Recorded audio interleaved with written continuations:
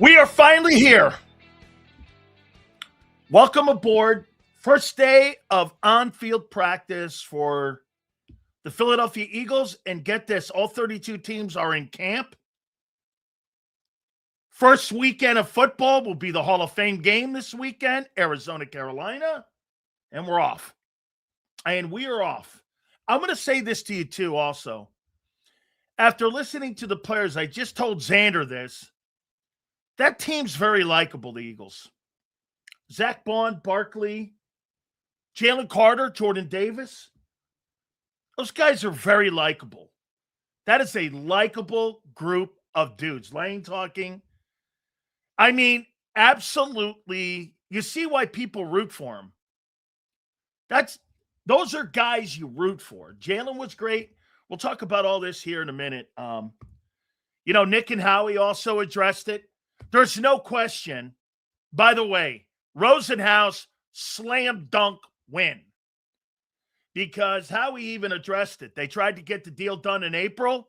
Then the market changed. And Rosenhaus being Rosenhaus. Getting his client what they thought market value was. And make no mistake about it. They were not going to send that guy into the 2026 camp if they did not have a contract.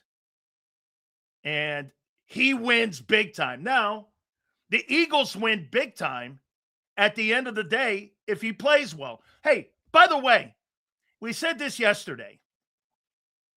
Nothing has changed.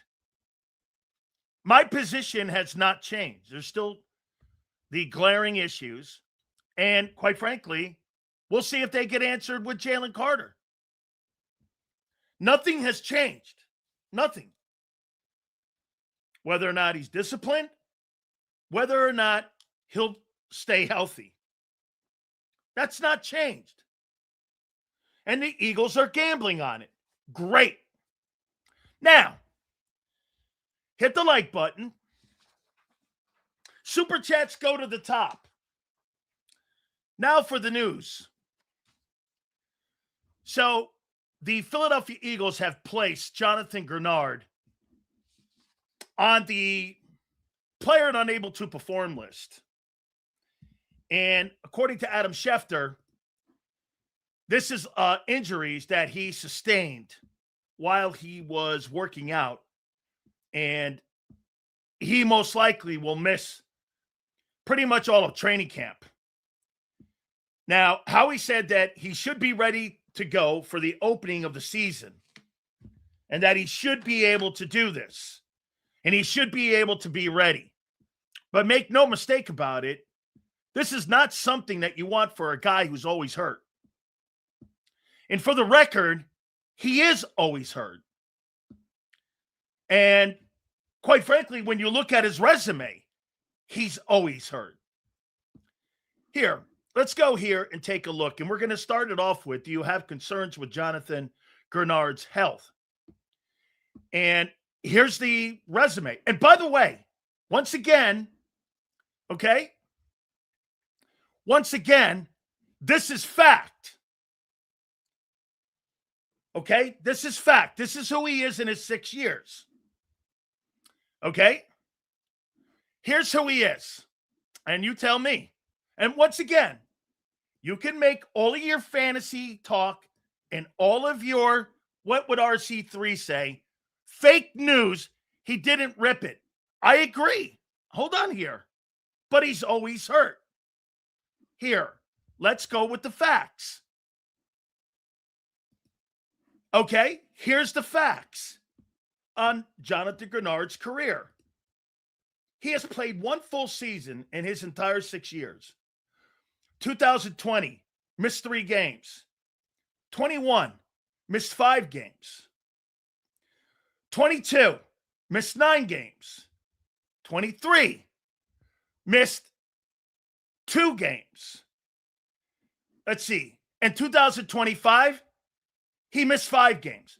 So I'll correct myself. 1 season out of 6 has he played a full season. 1. Do you have concerns of Jonathan Grenard being healthy? And before you say no, I mean, his resume doesn't speak to that. So there's lingering injury issues. How about this? Like I said, this is not an opinion here. I haven't even given an opinion yet. This is fact. And he's always hurt. Is this a concern? Especially, hey, by the way, Jalen Phillips was a concern with health. So, I mean, I'm not giving that guy a pass. When he was here, the Eagles were lucky that guy never really sustained any kind of injury, because when he was with the Dolphins, he struggled also with injuries. Okay? So, but I'm also going to make a comment here on a positive side with Jonathan Gennard and these injuries. Look, he's a major part of this. Your defensive outside edge rushers can't be Jalen Hunt, Nolan Smith. They can't be. Last year at the beginning of the season, when those guys were that, you were getting run over on the edges. And this is one of the reasons that, get this, stop what? A guy went on the PUP list today, and you think that's not an issue? Again, glazed donut Eagle fan. Extremely concerning. Should have kept Sweat. It's old news now, my friend, but got it. Okay? Hunt will get more run. Real talk skills. Yeah, I agree. Come on, so let's be honest. All of them came into the Eagles hurt rookies and trades. That's how the Eagles do business. They take these exceptional players who have these injuries and bank on them. You're not off base, Kim, with that. This guy's got to play well on that defense. He's a major part of this. Now, I will say this. The one thing that I will give the Philadelphia Eagle medical staff credit for, Saquon Barkley was an absolute train wreck with injuries in New York. And since he's been in Philly, he's been pretty healthy. More so than, I could say this, more so than I thought he was going to be. So the medical team in Philly has done a pretty good job with a guy who was consistently hurt when he was in New York. That's a good thing. Okay? That's a good thing on what we're talking about. Saquon has been a pretty healthy guy, especially for the amount of injuries. Landon Dickerson, keeping him standing up. No doubt. RC3, keeping him standing up and keeping him at a Pro Bowl level. That's a testament to the medical staff. So maybe, again, one thing I think you can really trust the Eagles on is how they deal with their players' health. Okay, the messaging and all the BS that comes out of Bob Lang's PR department and all the propaganda, don't believe shit that comes out of there. A year ago, they told us that Lane Johnson's foot injury would be a couple weeks. He missed the entire second half of the season. So don't believe anything out of that, because those people don't tell the truth. However, Barkley's he's been pretty injury-free. He's been pretty injury-free. So getting him on the field and having Bob Lang tell you lies, again, you just got to wait and see how this thing plays out. The Eagles are never going to tell you the truth. And they're going to feed the people and the beat writers their side of the story. They're never going to tell the truth. Okay? Bob Lang lies. He lied in San Francisco, and he lies here. So let's see how this plays out, and he'll be ready for the opener. Look, a pec muscle, that's one of those injuries that you need a lot of rest. If you don't have surgery, could it be lingering? Look, there's grades 1, 2, 3. When it comes to your pec muscles, your tricep, your lats, your obliques, and it all depends on what grade the pec muscle and the injury is. So to sit here and go, Sills, are you thinking that this is going to be a long-term deal? No, but it's going to be a lingering deal. And what else becomes a factor? What's the number one thing you can't do with a pec muscle? Anybody? You can't work out. You can't work your upper body out. And when you're shedding tackles, you can't have any kind of atrophy. And when you get atrophy, that means you're not working out. That means you start losing muscle immediately. Now, again, it all depends on what the grade is. I don't know what the medicals are. Howie and the Eagles are going to paint a great face, and they should. It's the first day of camp. Here, I'll give you a for instance. Last year, it was Tristan Wirfs. All of a sudden, on July 8th, out of nowhere, Tristan Wirfs had to go under the knife. And Todd Bowles had been telling everybody, hey, don't worry, he'll be ready for the opening of training camp, da-dee-da-da. All he needs is a little rest. All of a sudden, he's walking around in a walking boot. 2 days later, he has a surgery, and he misses the first couple weeks of training camp. And it lingered throughout the entire year. He never really played as good as he is all season long because that was something that hampered him all season. You never know how your rehab is going to go when you get one of these injuries, especially a pec injury. Pec injury, hamstrings, groin injuries, ankle injuries. All of these type of things are nagging. Thank you very much, Wayne. Please hit the like button here. Dan, do you really think Jalen will ever be able to run a pro-style offense like they wanted at Alabama? He couldn't do it. I don't. This is why I've got you at 8 wins. I do not believe he can do it. And if he does it, kudos. I will be wrong or I will be right that he can't run a West Coast offense. We'll find out. Sills, I liked what I heard from Carter. So did I. He sounded locked in and reported. Came into camp in phenomenal shape. I did too. I'm going to go over some of the things the guy said. I did too. I liked listening to him. Hey, Swab, is that you over on my X account? And are you trying to come onto my Facebook account? Because if you are and that's you, let me know, and I'll accept you. Hell yes, Sills. Tell him. We ain't afraid to be wrong. No. That's what sports talk is, dude. It's about having an opinion.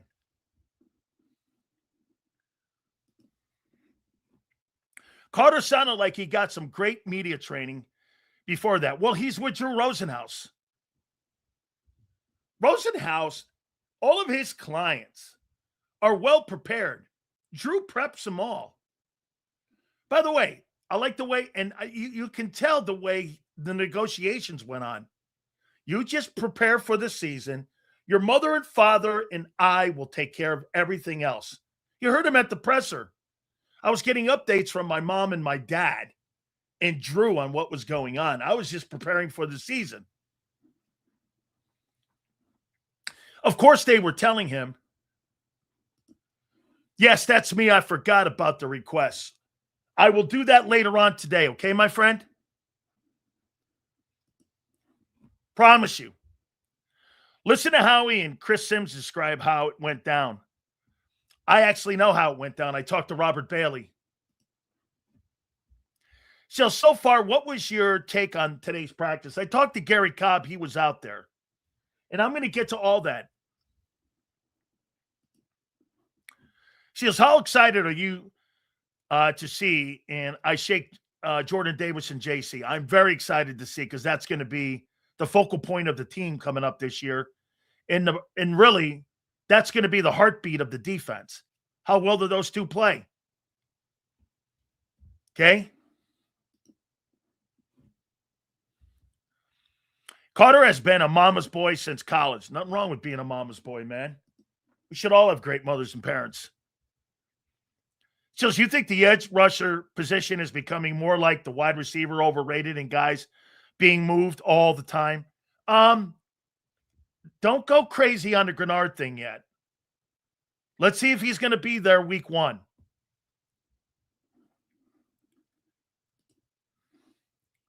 Okay? Jalen Hurts throwing across the middle today. We're going to get to all of this. So, let me ask the question again. How much faith do you have in Nolan Smith playing extensive time this year? Especially early on in the season. Let's just say this. Here, let me go down this lane here, and I'll show you something here. What's the average length of recovery for a pec injury?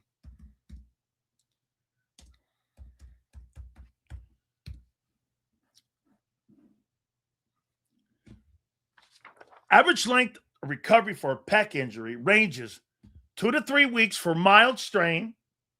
You're hoping it's that. 4 to 8 for a moderate partial tear. And 24 to 26 weeks, 6 months or longer, is a severe tear, which I do not believe he has, or he would have went under the knife. And as I said, there's grade 1s, grade 2s, and that's how you look at it. And grade 3 obviously is the worst. If it's a mild strain, you're talking about between 1 and 3 weeks with light activity. 2, you're talking 4 to 8. It could be up to 12 weeks just to get your strength back in the shoulder. Nolan Smith has a chance to really do something to make his career a longer time being spent. This is an opportunity for Nolan Smith. And by the way, let's not forget something. You're the 30th player taken, guy. You're the 30th player taken. You have a chance now to show your worth to the team. If we're talking about a guy, okay? If we're talking about a guy, and by the way, he's going to play. Jonathan Grenard has played all but one season without missing time due to injuries. That's his history. He's always hurt. That's what's probably kept him back from being in that elite group with like Donnell Hunter and those guys, is because the guy's always hurt. Here, like I said, I mean, how many games has he missed total in 6 years? 5, 9, it's 14, 2, 16, another 5, it's 21, and 3. He's missed 24 games in 6 years. That guy gets hurt. Okay? That dude gets hurt.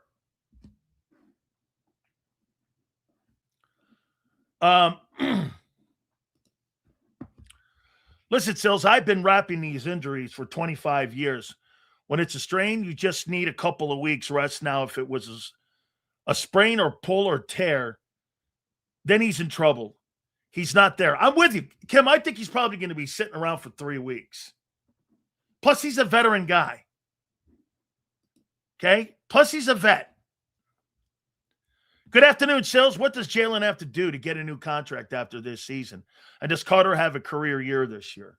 We're going to get to that here in a minute. Cullen, I like it. Guys, This is going to be a phenomenal year. I can't wait to cover this team. Sales, it appears like Nolan Smith has packed on some serious muscle from photos. I know he's a player that relies on speed rather than strength, but shouldn't the extra weight help him prevent injury? Jimbo, as you get older in your career, you're told to lose weight because of your lower body. If you notice, guys lose weight as they get older because of all the wear and tear on your knees and your joints and your ankles. You don't want to be a heavy guy as you get older in your career. You want to be lighter. Now, Nolan Smith's style of play has never been really an issue. He plays fast. He plays hard. And how many times has Vic Fangio said this to you about Nolan Smith? For a guy that small, he plays with great reckless abandon. He's a good player. Nobody has said that Nolan Smith can't play. People are saying, how long can Nolan Smith play? That's been his issue since he came out of Georgia. Dude, and when you hear him talking, you like him as well. You like him. You just want him to be healthy. By the way, now that I know the history of Jonathan Grenard, I will make it very clear. They're going to need potentially people to step up this year at that position. He's got a history of being injured. I mean, he's got a big history of being injured. 6 years, 1 full season. The rest of them, he's missed 24 ball games. That's quite a bit of football. Especially when you're talking about relying on a guy to set the edge and do exactly what happened last year with Jalen. Hey, you got lucky, or Jalen Phillips is getting healthier, which I doubt. But he didn't miss any time. That's a guy that misses time too. So I'm not saying there's some sort of downgrade because of health. Jalen Phillips could go to Carolina, get hurt in practice today, and I wouldn't be shocked.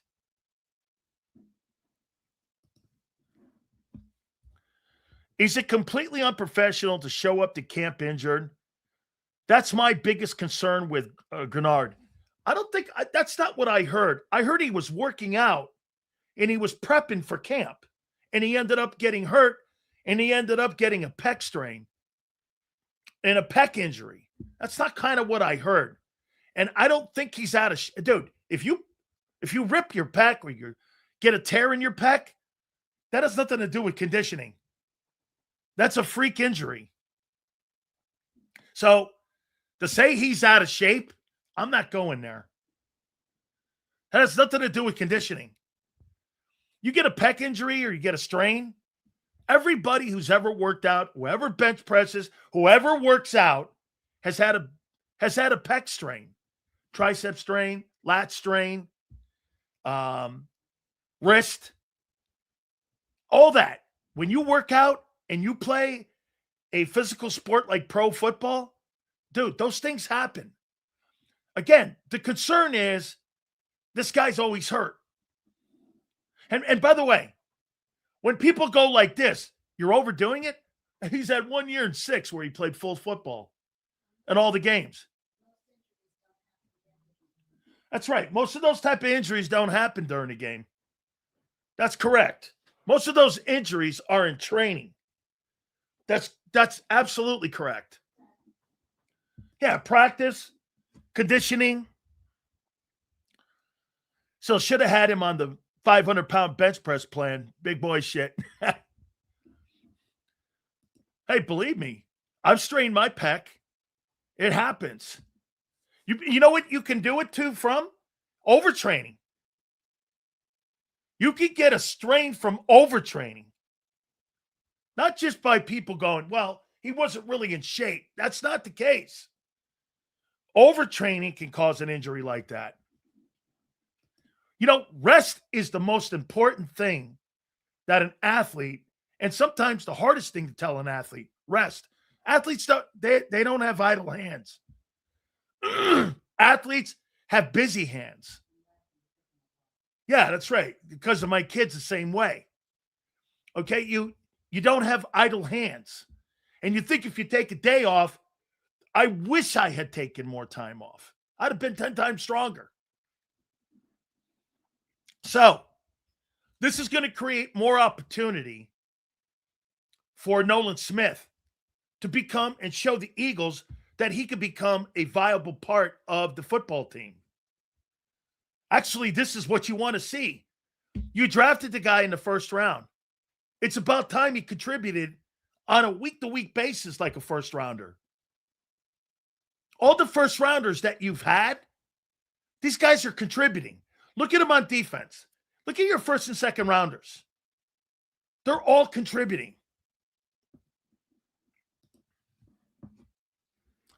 As of yesterday, only 4 guys from the 23 draft have been extended. Anderson, Carter, Jack, Campbell, and JSN. Yeah. I think you'll start to see that during training camp. I thought it was pretty interesting to go back on the Howie Roseman conversation. There's no doubt. You heard Howie say, we tried to get the deal done since April. That's Rosenhaus. And once Jeffrey Simmons signed that contract extension, the market got thrown in flux. These are Howie's words. Rosenhaus played this, and you know what he did? Drew did something that I thought he couldn't do. You know what that was? He put the immaturity issues aside. He put the injuries concerns aside, and Drew sold them. You know, the greatest sell point, okay, he said April, March. Sure, Prince. The greatest selling point, who is it? Willis McGahee. Do you remember Willis McGahee from Miami Hurricanes? He went to the Buffalo Bills. The Bills drafted him in the first round with a blown-out ACL and MCL. And Drew Rosenhaus sold that to the Bills. And he was never the player you thought he was ever going to be because of that devastating injury in the Fiesta Bowl. He never recovered, really. But Drew sold it to the Bills. Okay? I mean, he was a really great back. I think he had 1,800 yards at UM his senior year. He played pretty well, but he never really ever really lived up to what he was going to be. He was a really great back. And here, see what he did here in his career. Oh, you're right. In Buffalo, get this. They drafted him in the first round. You're right, my friend, when you said underrated back. 4 years of 1,000 yards and 8,474 yards. This is with a catastrophic knee injury. His first 2 years in the league, 11-28, 12-47, went 1990. Then he went 12-07. His first 4 years were his best years. Had another year in Denver when he went for 11.99. Can you imagine what he would have looked like if that guy didn't have that catastrophic knee injury? But Drew Rosenhaus sold that to the Buffalo Bills, and they bought it. Oh, absolutely, Drew won. But at the end of the day, if Carter plays up to his ability, the Eagles win. Because let me tell you this, Quinnen Williams is going to get more than what Jalen Carter got. And let's not forget the guy in Seattle. The guy in Seattle is going to break the bank. He's going 40. That guy in Seattle is the best interior DT next to Jeffrey Simmons. And that guy's going to get $40 million. And they're working on a contract extension now for him. That guy's going to get 40 in Seattle. And get this. He can thank Drew Rosenhaus. He can thank Drew Rosenhaus for resetting the market. Okay? Here, what? Leonard Williams. I'm going to see something here.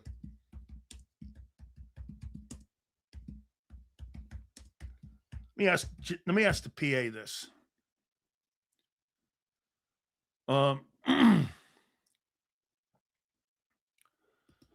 Let's see here. New.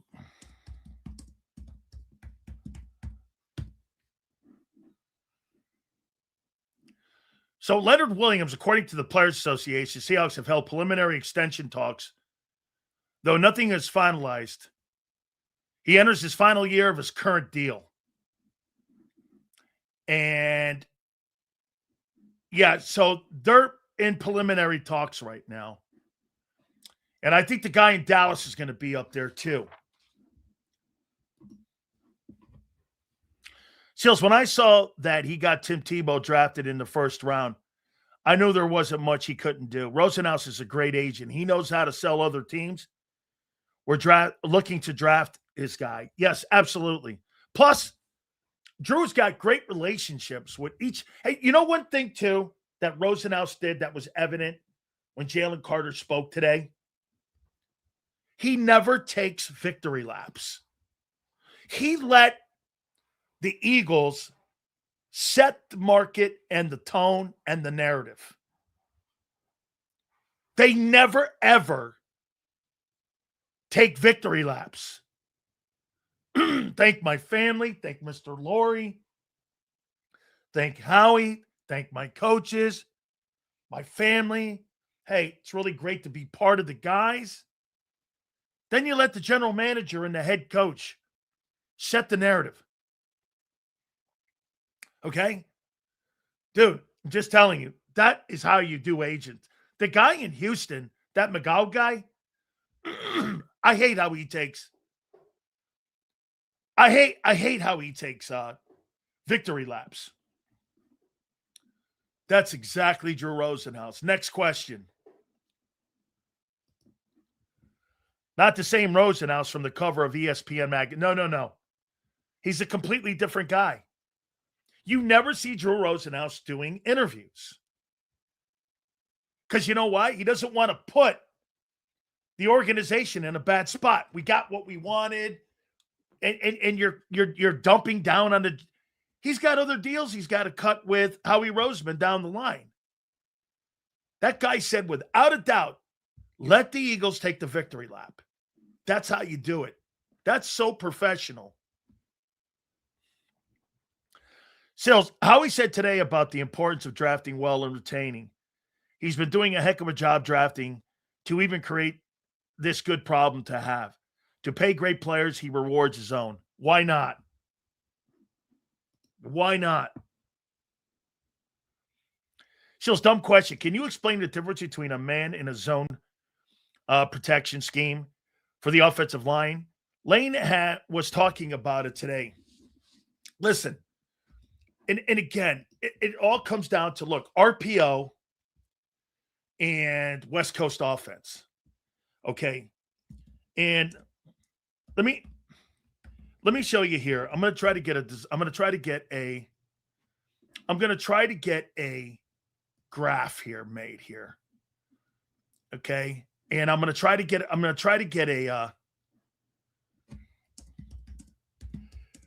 graph. I'm going to try to draw something here for you on that, because I heard Lane 2 talking. Okay. I did. Let me get a graph, and I'll show you. It's easier to show. Let me get this. Let me see if I can draw this up. And okay, and it was interesting that they're going to go to this scheme here. Okay, now the difference again between the zone pass protection and man zone, you can have hybrid type combinations of zone, depending on what that zone is. You know, you can run this and run, because Alex Gibb did this in Denver. You could do this in the run game, and you could do this in the pass protection game. And the difference between these two, again, blocking schemes, zone protection assigns blockers to a gap. If I've got the A gap here, anything that shows up in that A gap, that's the zone I have. So if I'm looking at the A gap, my concern is not over here. My concern is not here. Here's my A gap. Anything that comes into that A gap, whether they're doing twists, T-stunts, blitzes, safety blitzes, everything in that zone of that A block, that's my responsibility. Okay? It's kind of easier of a blocking scheme, okay? Zone, hits is my zone, okay? And it is assigned to blockers and gaps, okay? Man zone, you're talking about other spaces. I have the C gap, but I also have to do help on the B gap. That's the two differences that you're talking about. It's area-based. It's all on slide protection, fan protection, handling overloads. Like if you have an offensive line over here on this side and you bring the tight end over on the other side, why are you doing that? Well, because the defense shifted and they went to the weak side because they were bringing penetration. Splits are different. Play action's different. Adjustables when it comes to the offensive line is different. All types of different things, but zone and man. Again, zone protection, and then you got the man protection. You've got other opportunities to help out on your backside here. Nothing comes, you shift out of it and help on the backside if somebody's coming off the weak side. So multiple O-linemen can be called to watch the same gaps, right? Which is more help for the O-line instead of being on an island. Yeah, that's right. Like, get this, it's all on the front too, 34, 43. What's the difference between 34 and 43? The center's not guarded. In a 43 front, you don't have anybody on the center. So he can help both sides. He can help the A, B gap. He can also help backside if you're getting an outside rusher. That's why it's important that guy's mobile, that center. Dude, I've said this before. There is no position outside of left tackle that is more important in an offensive line than the center. If you don't have a good center, you can't play. Take a look at all the teams that made the playoffs last year and all the great centers that were in the playoffs.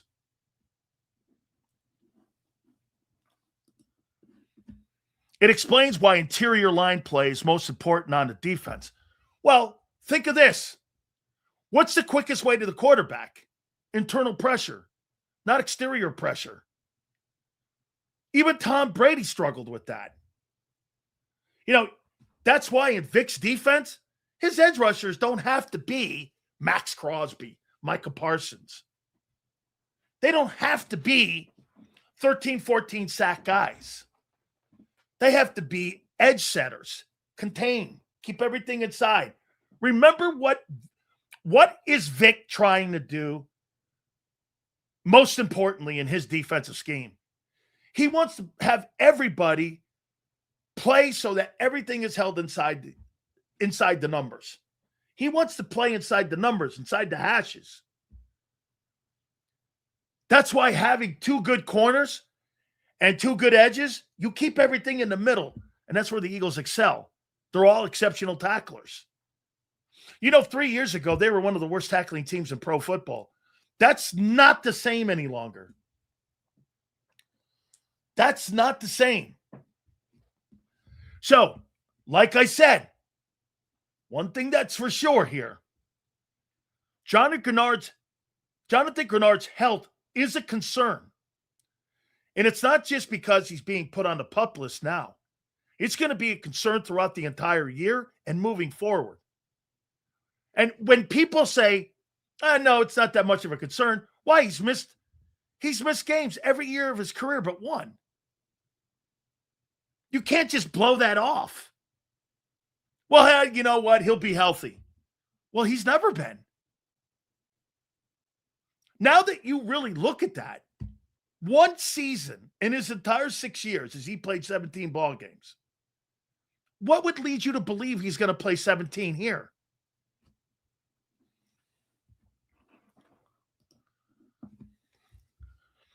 And the middle is where a lot of the turnovers happen. That's correct. Risk averse.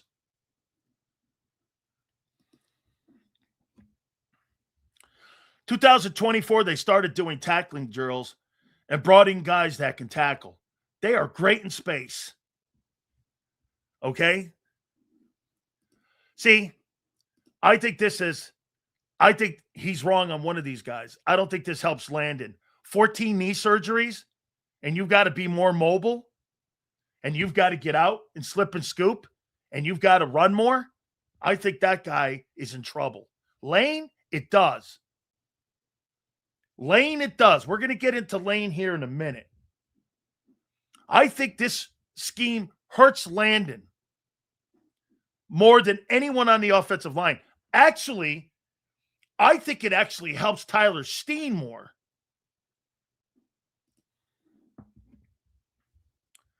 Grenard is a huge question mark. Not concerned for week 1, but the guy seems fragile. Well, it's not only that the guy seems fragile, his history dictates that. His history. Like I said, I just went through the history. 2020, 3 games. 21, 5. 22, 9. 23, 2. 24, he didn't miss a game. 25, he missed 5. Shoulder injury. He's missed 24 ball games in 6 years. Whatever you want to make of that. He's played 1 full season in pro football. And probably one of the reasons why the Vikings moved off and didn't want to give him the $35 million.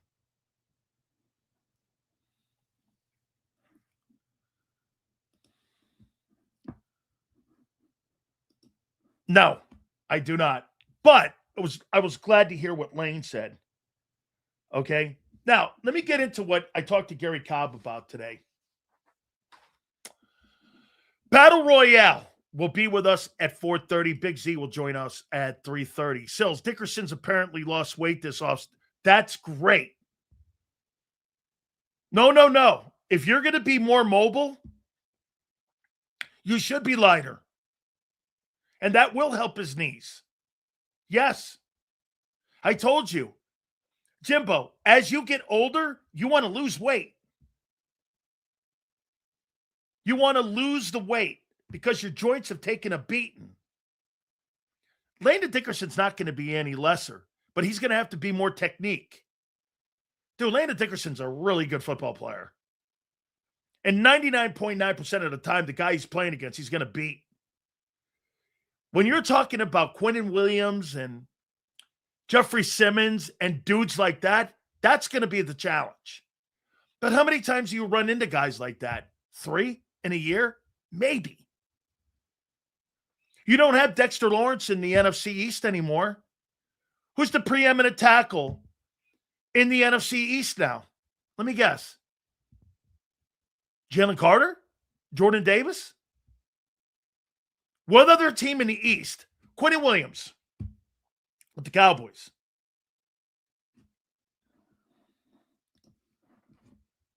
Jack's ran a lot of wide zone, and Fred Johnson struggled.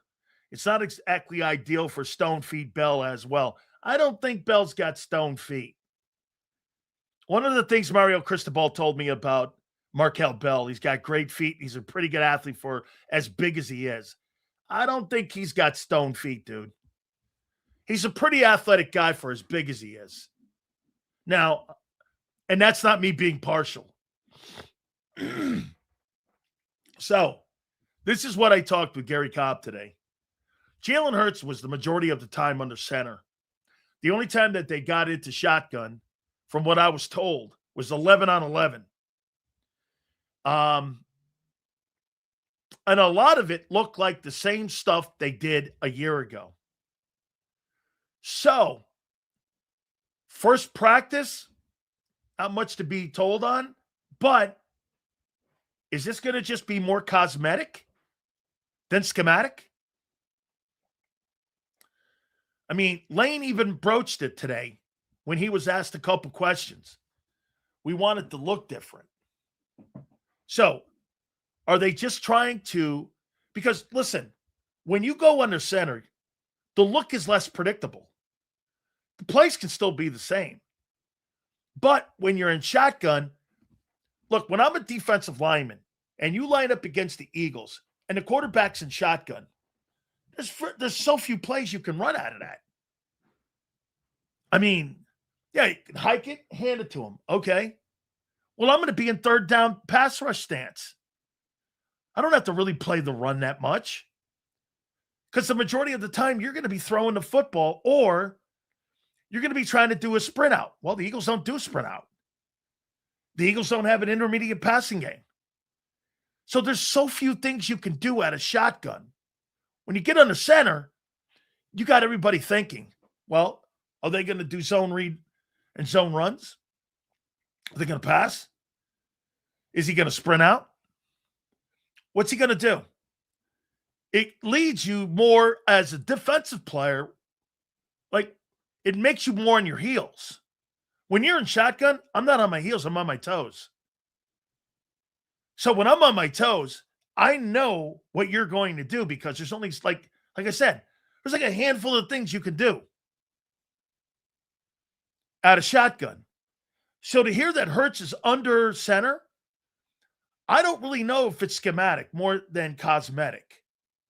We're going to have to wait and see as the season gets into September. I don't know yet.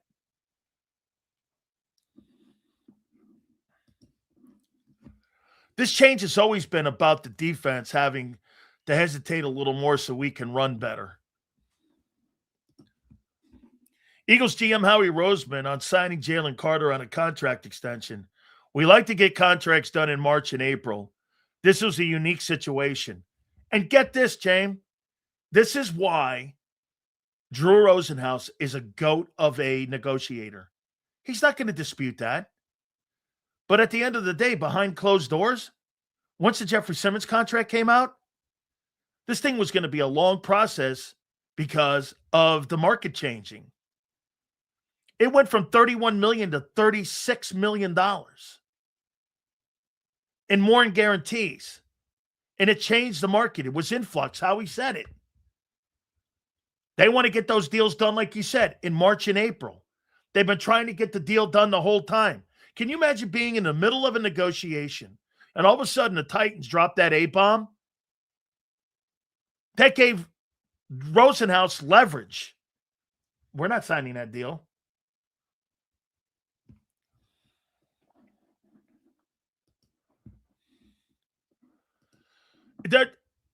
How bad can pec injuries be? Here's what you got to remember, too, in rehab. Don't overdo it. You need rest, especially if it's a grade 1. Pec injuries are like hamstring injuries or calf injuries. Okay? They're grades. You can have a grade 1 hamstring injury and get over that in about a week and a half, depending how old you are.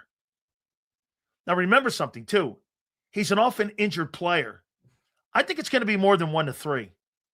I think we're looking anywhere between 2 and 4, which means it's probably going to be the majority of training camp.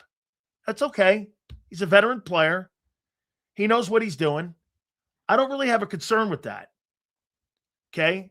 My concern is not having it linger all year with him, where I've got to rely on Ebiketie or some of these other guys. AJ Esperanza. I don't want to rely on them guys. I want Jonathan Grenard out there, and I want him being productive. You know, ask yourself this question too. Is one of the reasons why his injury a year ago, did that have any effect on his production? Because his production, I get the pass rush rate. Do you know why his pass rush rate was up and his sacks down?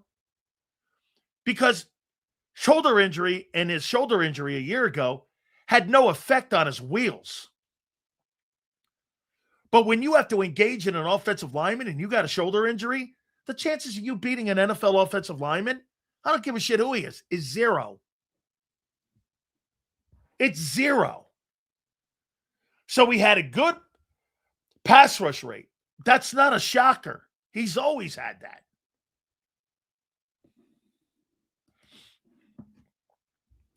Seals, if you think about it, how he set this up to be a 6-year deal, folding the extension into Carter's 4th year, 5th year, ends up with 30 per year, if I remember correctly. Yeah, and he really gets a deal, I think, also on the signing or the guaranteed cash of about $12 million compared to what Simmons did over 3. So that money goes to somebody else potentially. Could potentially be added into both Q and Cooper DeJean's extensions coming up this offseason. Dude, any bit of money that you could save right now when you got enormous contracts coming up and maybe restructuring of deals is essential right now for Howie. I agree, Sills. If it had ripped, it would have been a totally different. Yeah, absolutely. If you got a ripped pectoral muscle, you're gone for the year. You're done. It's 12 months. That's a 12-month injury. And surgery. Dude, you rip your pec, you're finished. Strains are different. Grade ones, that's a gift. You're lucky and you're happy it's a gift. You're happy it's a grade one. 2 to 3. Now, again, if he was a 25-year-old dude or he was 23 years old, it's 1 to 3, probably. But as you get older, injuries, why do you think it's like, look at Lane a year ago. Lane Johnson, 25 years old with that same injury, he probably comes back in a month. Lane Johnson at 35, that's a different deal.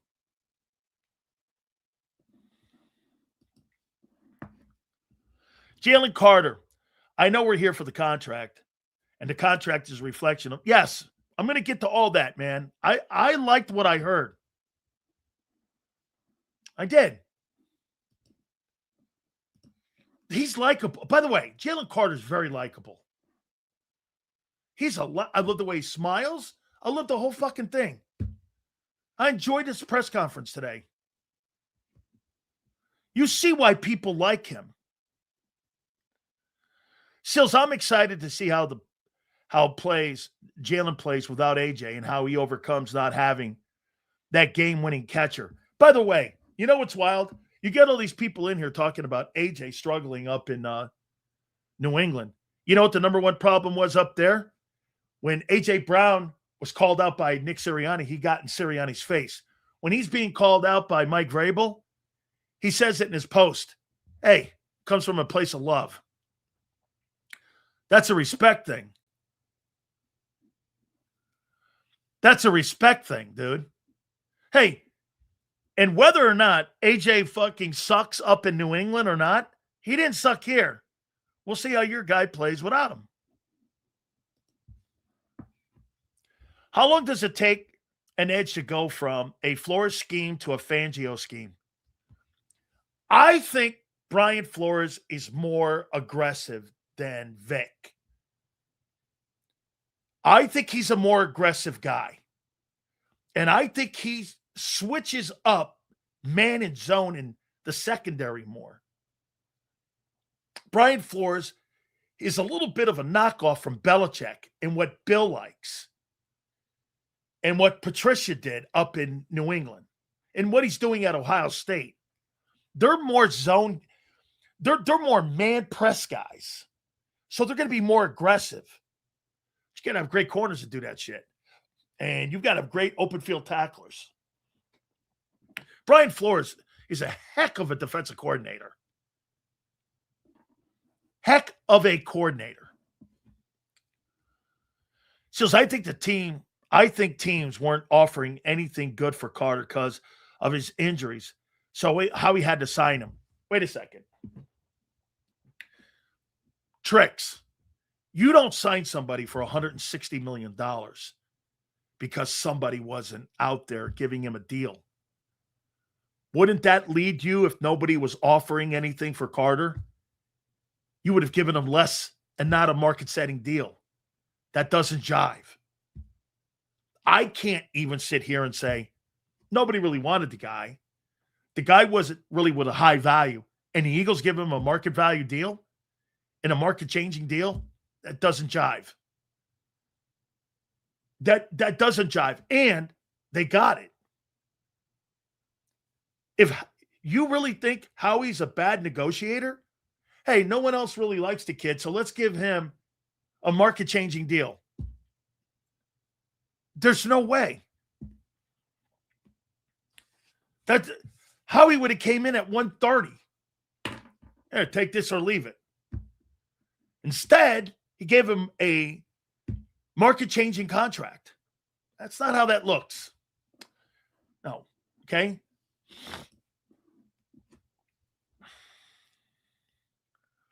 Seals, what if this Grenard injury is just a way to keep another player on the roster? That's not out of hand.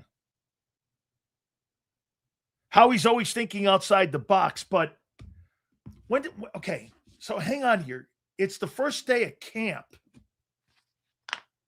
and you got 90 guys on the roster. When's cutdown day?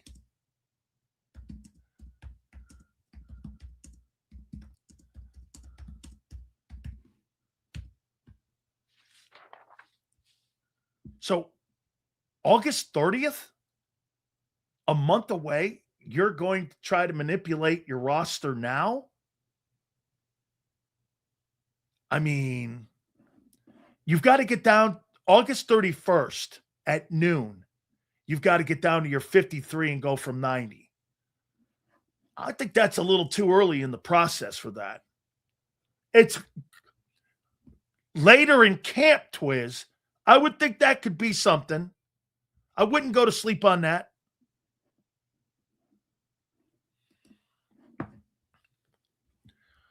Come on, dude. My husband was a power lifter in the Olympics at pec strain last a couple of weeks, and my husband is a sports medicine trainer, dietitian. Everything's going to be fine. Just breathe. I know, Kim. But as you know, as well as everybody's genetics are different too. It's not a blanket treatment. One athlete might heal quicker than another on a particular body part. You should know that then too. You think when somebody says grade 1 strain, that means everyone? Everybody rehabs differently. Everybody comes off of injuries differently. Especially when you have a pre-existing injury issue with the player and he's constantly been injured. So, I mean, what I would disagree with you on, Kim, is it's not a blanket injury. Everybody's got different ways of rehabbing. Some go faster, some go slower. Most of the time when you're younger, it comes back quicker. Now, it not being torn, I agree. I think that's the best case scenario. Should we worry about Grenard being injury prone? I think what you should worry about is that you got two guys that are injury prone playing edge. Nolan Smith and Jonathan Grenard. I think that's a concern going into camp. That means AJ Espinoza and this Ebiketie guy have to play. And for the record, you can't deny their history. You just can't deny the history. Let's see here.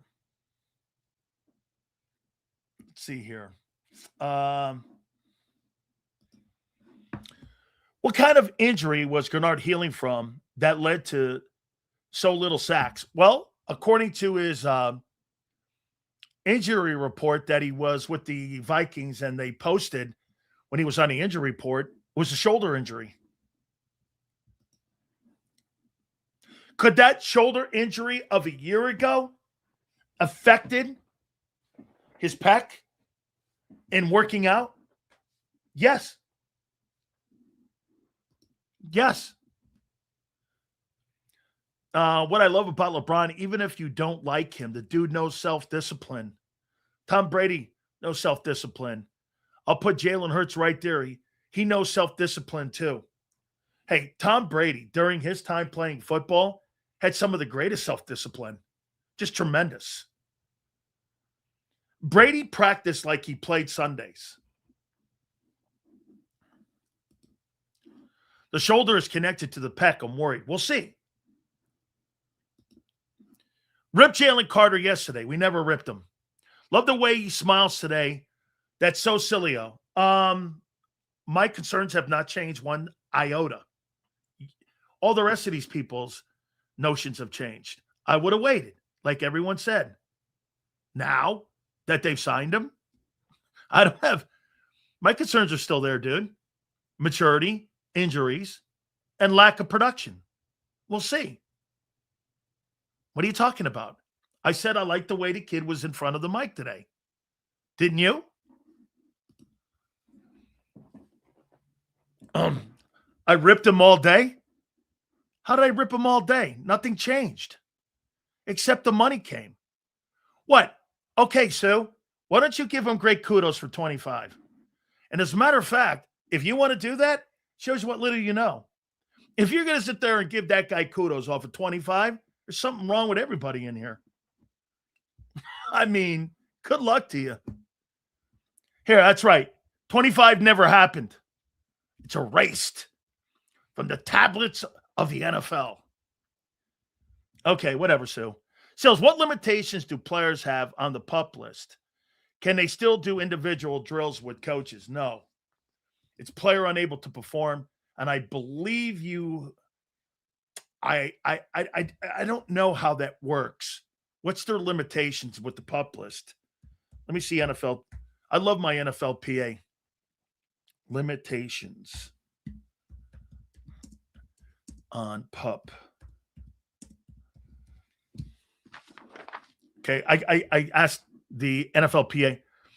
The PUP list restricts players with football injuries from practicing, bar placement after practicing, and mandate a 4-game minimum absence if carried into the regular season. So he starts out on the PUP list, 4-game minimum. That means he's not going to play in the exhibition season. Thanks, Marsh, for the super. Appreciate it. You said you loved the way he smiled. I did. Yeah, I thought he was great today. I finally know what the PUP list means. I've been trying to find that out all the time. I couldn't just ask Siri. Yeah, it limits you. I mean, you're not.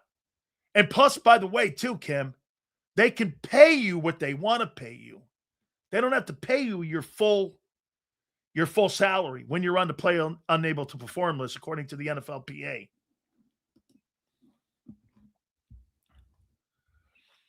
I'm worried about Gennard. I'm assuming the Birds did the due diligence before paying him, but I don't know about that one. I think he had 3 sacks in 12 games. He did. And his history. Like I said, you can't run from your history. You are who you are.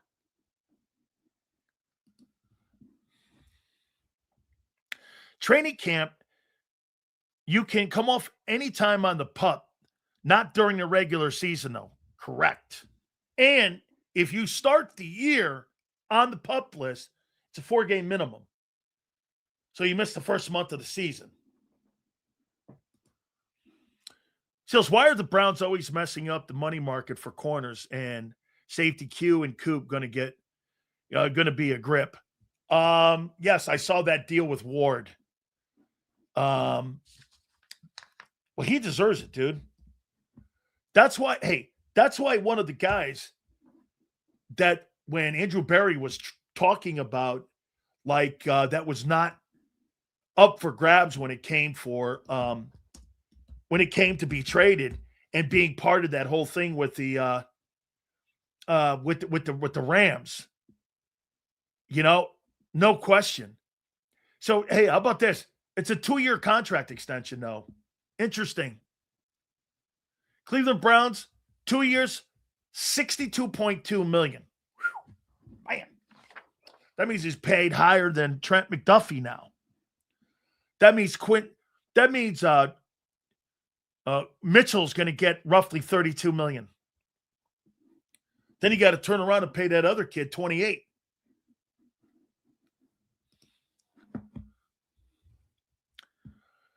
No, Schwartz is not the DC in Cleveland. $100 million. I've got my eye on Gennard this season. Hopefully being 2 years removed from injury helps him. Well, he was injured a year ago. Okay, he was hurt last year. He missed 5 games.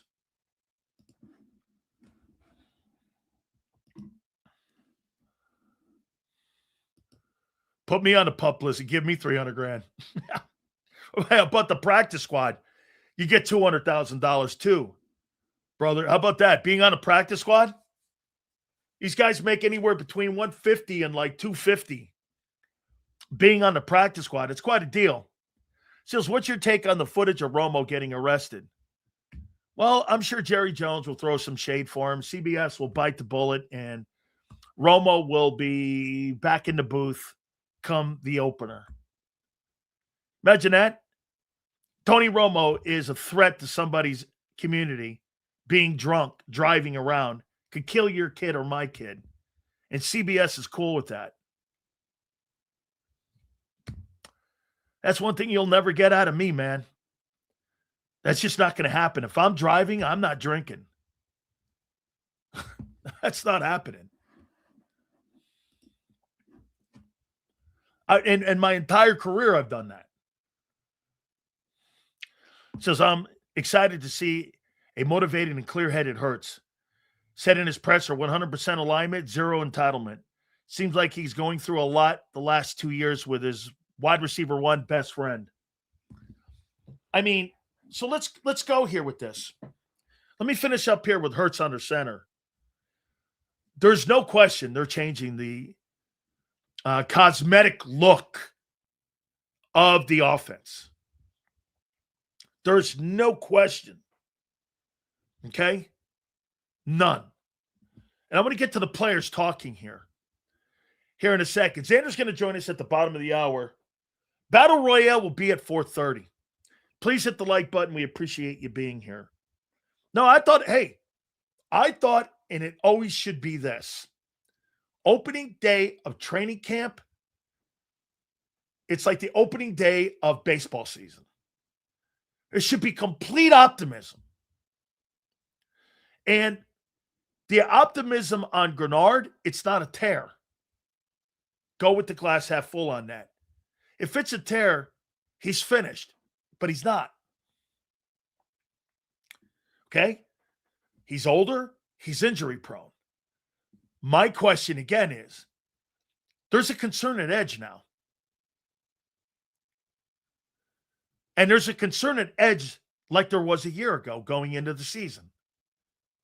You've got an often injured edge rusher, and then you got one behind him. Well, Hunt's behind him. Smith is a starter. So you've got two guys at edge that are often injured. You tell me. And by the way, that's not an opinion. Let's take a look at something. And let me go here with this. Let's take a look here. Nolan Smith. And then you tell me if you think that this is a concern. Okay? So let's go here. First year, he was available for all 17 ball games. He didn't start any. That doesn't mean, again, okay, but he was available. So his first year, he was available to play all 17 games. Okay. His second year, he missed 6 games.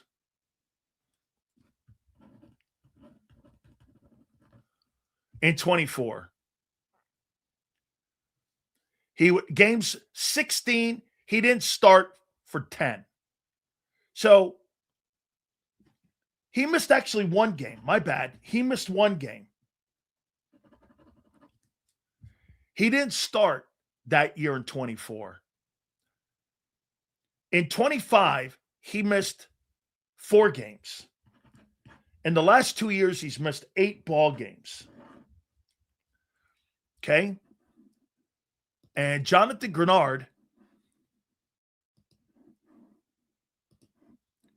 in the last 2 years, has missed 5 games. That's 13 ball games between your 2 edge rushers heading into the season. Last year, Grenard missed 5, and Nolan missed 4. So 9 games in 1 year between both guys, and those are your 2 edge starters. Are you concerned? 9 games. Both your edge rushers have missed last year. Is that a concern? Shields, did you see Shamar Stewart's injury? Man, it sucks. Injuries is a shitty part of the game. I don't wish them. Oh, absolutely not. That's right. No wishing any injuries on players. I wish everyone could stay healthy. Hey, Jay, I think it's a lot to do with the preparation going into the season. They don't have really significant training camps. And I think that's why you get a lot of lower extremity injuries, and you get a lot of injuries at the beginning of the year. Ankles, hamstrings, groins, shoulders. They just don't put the work in like they used to. Their bodies aren't ready to play. Used to be 2.5 months of two-a-days. And your body was completely ready to play in September. That's not the case anymore. That's why that's Liars Month in September. You just don't have. I think you have 12 total days of like two-a-days. Okay? Absolutely, it's a concern. I thought so. Yeah, I mean, both your edge rushers last year missed 9 ball games combined. And those are your starters. What does that mean? Well, that means more pressure on Hunt, Ebiketie, and Esperanza. This guy's got to play. And Ebiketie's not really a first and second down guy. And Esperanza is a situational pass rusher. Those guys aren't really an every down guy. They're kind of like a cheap man's version of Bryce Huff's. And I think Ebiketie's a good player. Absolutely think Esperanza's not a bad ball player. And in their roles that they're being asked to play, I think they're good in that role. But when you elevate them to second team, now you're talking about something different. More reps. More plays on first and second down. Those guys aren't first and second down guys.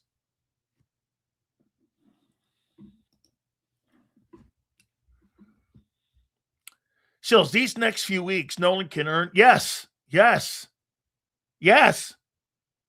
His agent right now is calling him and telling him, listen, this thing with Grenard personally is a great thing for Nolan Smith. Nolan Smith is like, shit, I don't want my friend going. No, he's not looking at like, hey, I'm really glad that's opportunity, dude.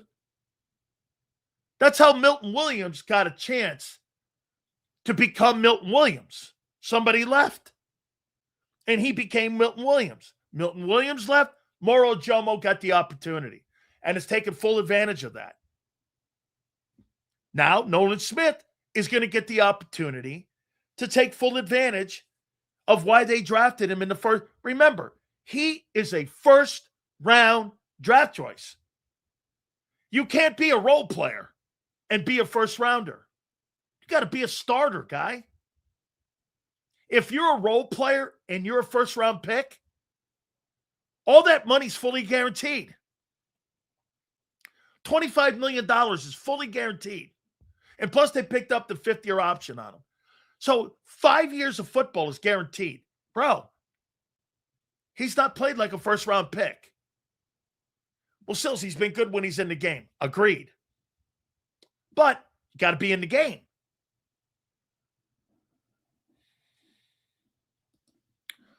Hang on here. Grenard is a good player. And Phillips, hey, let me show you who Phillips is too, though.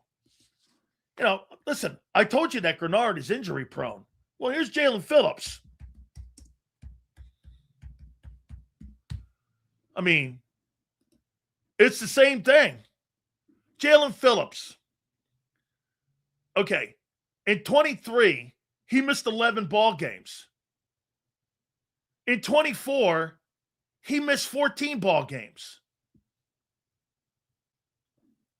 I mean, this guy's missed games too. So he's an injury-prone guy also. You got to tell the story on both ends. Shit, I hate that we gave up Jalen Phillips. Yeah, well, that guy has also got a track record of not being out there. I think Grenard's only a year older, if I'm not mistaken, Jonathan Grenard. I think Jonathan Grenard is a year older, if I'm not mistaken. He's 29. He's 2 years older. Significant.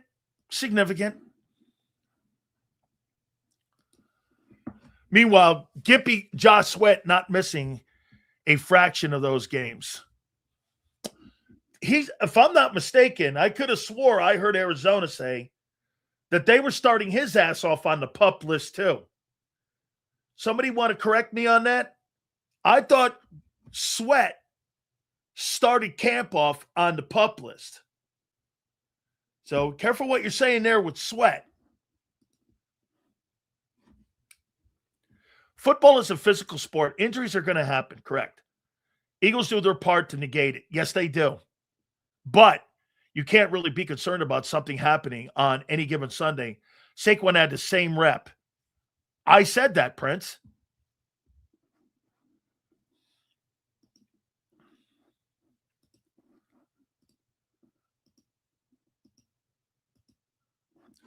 I've never been a fan of Jonathan Grenard or Jonathan Gannon, even when he was here.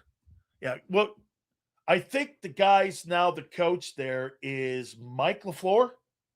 He's now the head coach. Matt LaFleur's brother is the new head coach of the Arizona Cardinals. I thought, Sweat's on the PUP list.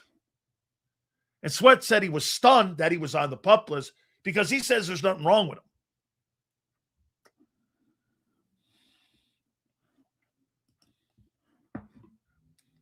Seals, tell them you can't make the club in the tub. Lots of battles in camp now. Well, I think that edge room got interesting now with this storyline. Okay? You've got to prepare for this. This guy's going to miss time. He has. Now, the Eagles do a great job with their medical staff. That is great news for Grenard. I trust that medical staff. You know why? No matter what they say, take a look at the players that are eligible to play any given Sunday. They're there. So no matter what Bob Lang puts out, it's irrelevant. Who plays on Sunday? 95% of the players that the Eagles start the season with in the last 5 years have been on the field. How many guys can we count on in the Nick Sirianni era that were starters in September that weren't there in December? Who? Let me see. Who's the guy that's like Lane missed a significant part of the season a year ago?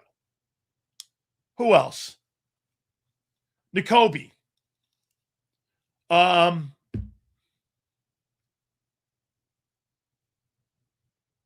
Mulata missed some time in 24. But not significant season-ending shit. That's a testament to them, dude. You can't dismiss the medical staff on how well they get these guys prepped. It's a big deal.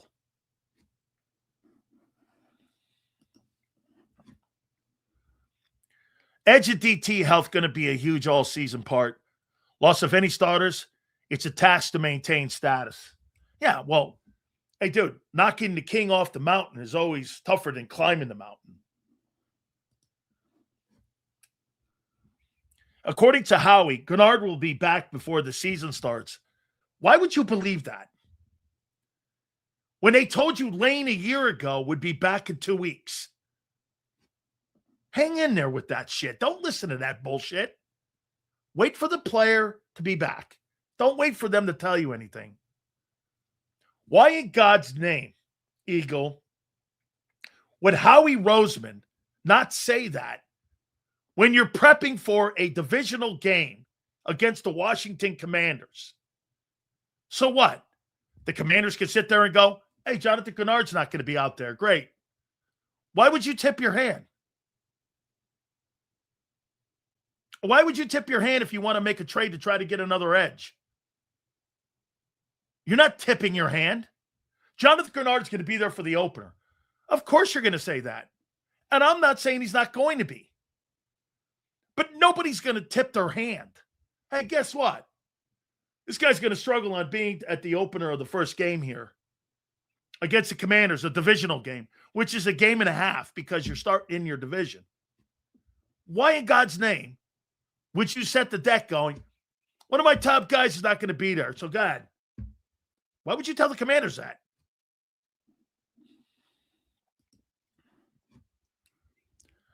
Goddard, the only true Y on the team. They have to abandon most of those 12 personnel plays if he goes down. Well, he's the most complete tight end on your staff. I agree, Sills. I don't trust the Eagle organization when they talk. That's right. When they do, that's when you trust them.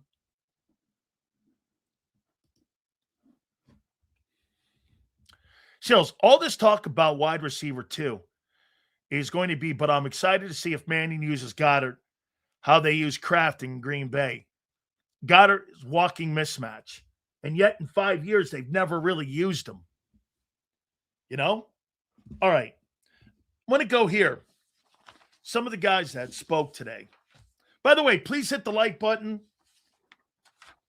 was a great way to start the first practice. So let me start with Lane. A lot of new faces. New offense. A lot of things to learn. A lot of cosmetic looks. Okay? A lot of things that are going to disguise but look the same. A lot of stretch plays. This plays right into the strength of the Eagles. Your two most explosive players on offense. Who do you think your two most explosive players are on offense when healthy? Anybody? Who are your two most explosive players? It's pretty simple. It's not really anybody else. And it's so important. And I knew people would go there. No. Not Smith and Barkley. No. Who are your most explosive players on offense? Who do you think are the most explosive? There you go. Lane and Mulata. Enormous. Speed. Power. Dominant. Nobody on your football team as a twosome. You couldn't find these guys in the NFL. And when you're running stretch plays with Lane and Mulata, if Lane is healthy, you can't have better players in the league than those two dudes. Running stretch plays, they're as athletic as you can get. It's, of course, tremendous. Zone stretch plays. Lane on a one-on-one and Mulata on a one-on-one, 99.9% of the time, if not injured, they're going to dominate. And already you're starting to hear people talking about that. You're not dominant inside like you once were. You just need to be effective inside. And so your two tackles, you'd be hard-pressed to find two better tackles in pro football than the two tackles Philadelphia has. I mean, I don't give a shit where you are. What team? I'll put Mulata and Lane against any two tackles in pro football as a duo. Very hard-pressed to sit there and try to tell me you got two better tackles than them guys. And if you're going to run that stretch play with those two guys, Shills, do you think the Eagles will be able to run the stretch play with Mulata and with Lane? Yeah, you think? And run it effectively. effectively, efficiently, and all of that. Absolutely true. Yes, I do. And that could be a major part of the offense and the renaissance in the running game. Those two guys together are fucking great. Not good, not very good. Great. Great. I mean, just so when you're hearing him say that, it's a good thing, man. Close.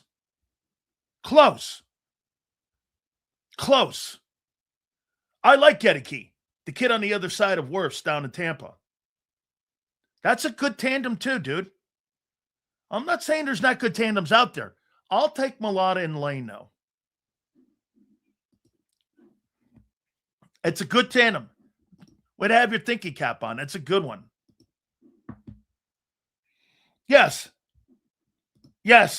Blessed to have tackles like that. One protecting the backside, one protecting the run game front side, and you're going to start running stretch plays? Dude, that's playing to your talent. You know what's wild? What's crazy is they're playing to the offensive line's talent, not the quarterback's talent. They're so systematic and not quarterback-centric.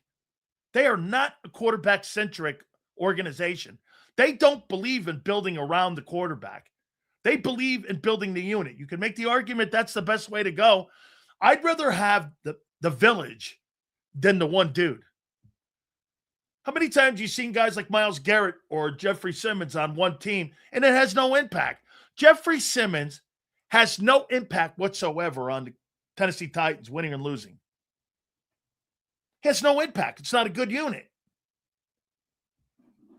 Okay? But they're going to run plays to fit the O-line, not to fit the quarterback. The stretch play doesn't help Hurts under center. And by the way, that's going to help the unit.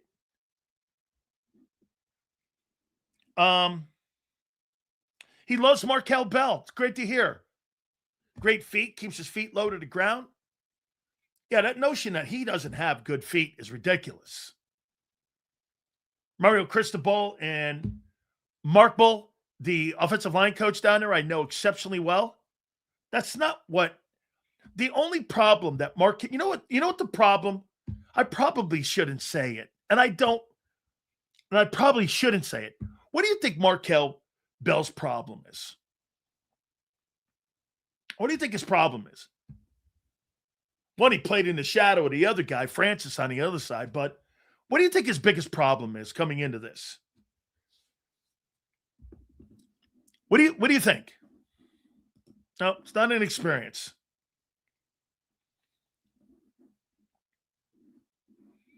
A little bit. I'll tell you. Here's the problem with Markel Bell. He leans forward too much, which means you can get grabbed and shook. He's got to be patient. Lane is so much a technician and a 550-pound bench presser at 6'5.5". Watch Lane the way he slides his feet. Watch Lane the way he gets back. Watch Lane the way Lane plays like a defensive tackle playing offensive right tackle. Knows when to be aggressive, knows when not to be aggressive, knows when to punch his right hand, left hand. He plays a game with those guys. He is such a great athlete out there. And it's like so noticeable. Markel needs to learn how to play the position better. He needs to slide his feet better. Needs to be patient more. Can't lean forward. Dude, you lean forward in the NFL, you'll be playing in the UFL in 2 years. But I think he can overcome that, especially when you're working with Lane and Mulata. Okay? And this is why you see offensive linemen in their late 20s and early 30s pick the game up. It's harder to play offensive lineman than it is defensive tackle. Why? You're constantly going backwards if the pass protection. Remember, the majority of the game is played in pass probe. Thank you so much, my friend.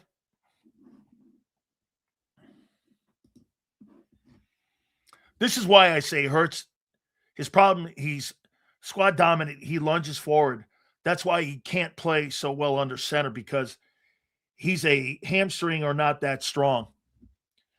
Listen, when you play offensive tackle, being able to slide your feet, Kim, and playing under your pads, that takes a lot of time when you're an offensive lineman. Great feet. You got to have great feet. And I think you actually have to have quicker feet inside. Why? There's more traffic. You got more internal tackles inside. You got more of the linebackers blitzing inside. You got to pick your feet up inside.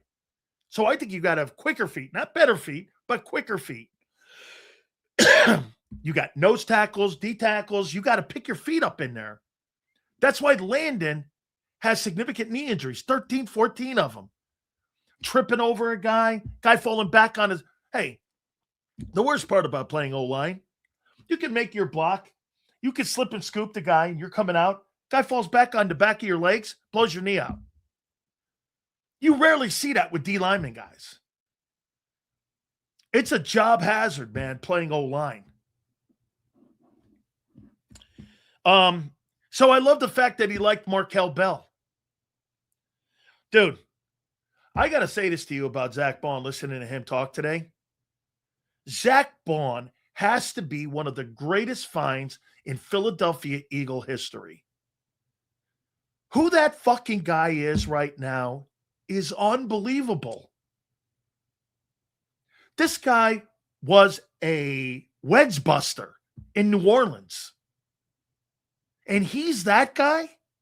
You're talking in the same room with Patrick Queen, the kid in Baltimore, and you're talking Fred Warner?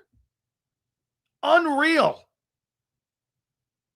That's got to be one of the greatest finds in Eagle history. And it's a privilege to hear him talk. Talks about, like, how amazing it is and how different it is now. We're elevating and going forward because Vic, knows where we're going. Man, he's impressive to listen to.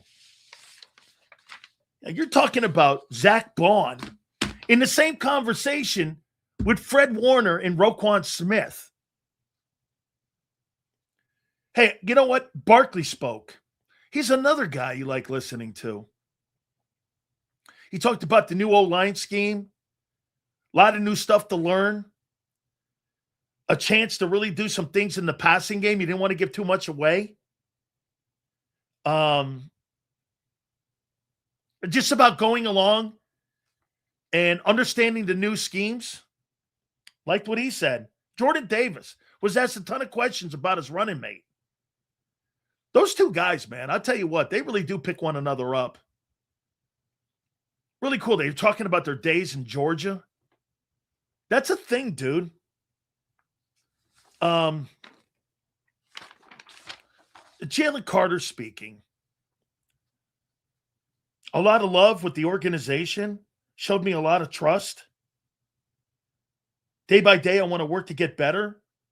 I'm blessed to want to be here. This was always something that we wanted, was to be here. He loved the fact that Jordan Davis was at the presser too. Those two guys love one another. That's a great thing. When you got that kind of love for one another. Dude, I loved playing next to Jerome Brown. I loved that man. He would tell me shit when I needed to hear it. When I was doing poorly or I was doing something stupid. And I would do the same for him. When you got that bond, I played with that guy for 4 years. And when you got that kind of bond with somebody, it's coming from a place of love, man. Coming from a place of trust. Coming from a place that, you got the best interests of each other. That's important. When you work with somebody like that at a day-to-day basis, you got to have trust, bro, or it will never work. Never. You can have disagreements. You can do all this and that shit. I loved listening. I thought Carter today, again, you see why they like him. You see it. You do. I'll get to Jalen Hurts here in a minute. Don't forget, Battle Royale will be with us. That'll be at 4:30. Without further ado, man. Hey, and by the way, Big Z did a great job this morning, giving you guys about an hour. They're going to be a show right after us. John was out there. First day of training camp. I was listening to Gary Cobb. He left a message with me and told me kind of the things that kind of went under and how things went down a little bit. But John will give you more of a detailed look of practice on the first day and the players talking. Nick and Howie also spoke. So let's bring Big Z in now here. First day of practice. Here we are. It's pretty cool, man. Here we go. We're ready to rock. By the way, all 32 teams are in training camp right now. So. Yep. All 32. Sills football is back, my friend. It's great to have football back. It always is, man. So good to see the Eagles back out there. I did listen to some of the player press conferences as well. Good stuff all around. Absolutely. All right, let's start with the most pressing news here with Jonathan Grenard. Not to pollute the question here, what concerns do you have with him starting out on the PUP list? Well, I mean, it's certainly not exactly what you want to hear, Sills, to start off training camp, that one of your best edge rushers is on the PUP list. Now, I don't know if it's an Eagle crock of crap, them saying they have no concerns. I heard Howie reiterated he had no concerns. So I hope he's all good. We need him, and we need Jonathan Grenard this year, but not the way you want to start it, Sills, with a 30-year-old player who did have a little bit of a down year production-wise last year. Obviously just got a massive contract in Philadelphia. Not really what you want to hear, that he started off going to the PUP list, but they seem to be confident in it, or they seem to be not fazed by it. So we'll see how that goes. And I think the other positive side, just on the injury part, was everybody else was back. Campbell played, Lemon played. Like, nobody else didn't practice from the 90-man roster outside of Jonathan Grenard. So not great there. Hoping he's all good. And then the rest is pretty good in terms of health at this point. I'm not so concerned about what we heard today, except for this. When you look at the player's history, all but 1 year, he played all 17 games. 20, he missed 3. 21, he missed 5. 22, he missed 9. 23, he missed 2. 24, he missed none. 25, he missed 5 with a shoulder injury. So he's got some history of missing ball games. I think the other factor is, and I know he's a veteran player, so I don't think he's one of the guys who really needs training camp, but he is new to the team, and you know how Vic is with knowing players. Now, Grenard, I think, is Vic's cup of tea, so I don't think that's going to be an issue. I don't think it's like when Cooper DeJean was a rookie, for example, and he missed training camp. It took him a little bit longer to get on the field, but it's something to keep an eye on. You want him to be out there. It's certainly not as good as the alternative, which would be him being out there, but too early to be all worked up here on July 29th, my friend. Well, no, it doesn't worry me about him. It worries me about the other guy on the other side who's missed significant games. And you're talking about your edge room now with 2 injury-prone football players, which means that Esperanza now and Ebiketie have to somehow be a factor. And you've got to prep for this, right, Z? I mean, look. Yeah, I agree. All in all, you're hoping that – and here, I'm going to give you this. Barkley had these same concerns coming to Philadelphia. And I'm going to give you guys kudos on one thing here. Your medical staff has been remarkable under the Sirianni era, have they not? I mean, almost 95% of the people play, and they look at Barkley's almost really changed that narrative now that he's always hurt, right? Yeah, I mean, he played 2 full seasons in Philly, so you're right. The medical staff's been pretty good here. And look, that's one of the reasons I felt good about the Carter deal yesterday, and now you feel hopefully that Grenard comes back. So I think you're right. I think they deserve a little bit of the benefit of the doubt, but we'll see. Okay, so you do agree, though, going in, you've got to count on those second guys that you have behind them guys. Dude, I was saying this morning, I think those 2 guys have to have a big year this year, Nolan and Jalix. I don't think it's one or the other. I think they both have to be really strong contributors at the edge. I don't think you want to go into the season relying on Ebiketie and Epineza. I really don't. Now, if they can give you something, that's great. But I think Nolan Smith and Jalix need to have a big year this year. How many snaps is Grenard going to play? I'm not sure. But I think those two guys are a big thing. I'm actually a little higher on Nolan than many. Not from a sense of the upside. I don't think, the upside that when we drafted him in the first round, I don't believe that's there like we originally thought in terms of, maybe a double-digit sack guy or that. But he's a 3-down player. If he can stay healthy this year, I think Vic likes that style of play. Can he take another step forward to get back to what he looked like that Super Bowl year? That's what I'm hoping to see from him. And I do like that he's a 3-down player. Like, against the run, who do you want out there on first down? You don't want Jalen Carter out there on first down. No one you still feel pretty good about who's been pretty good against the run for his size in his career. I think that's going to be a big part of that defensive line this year.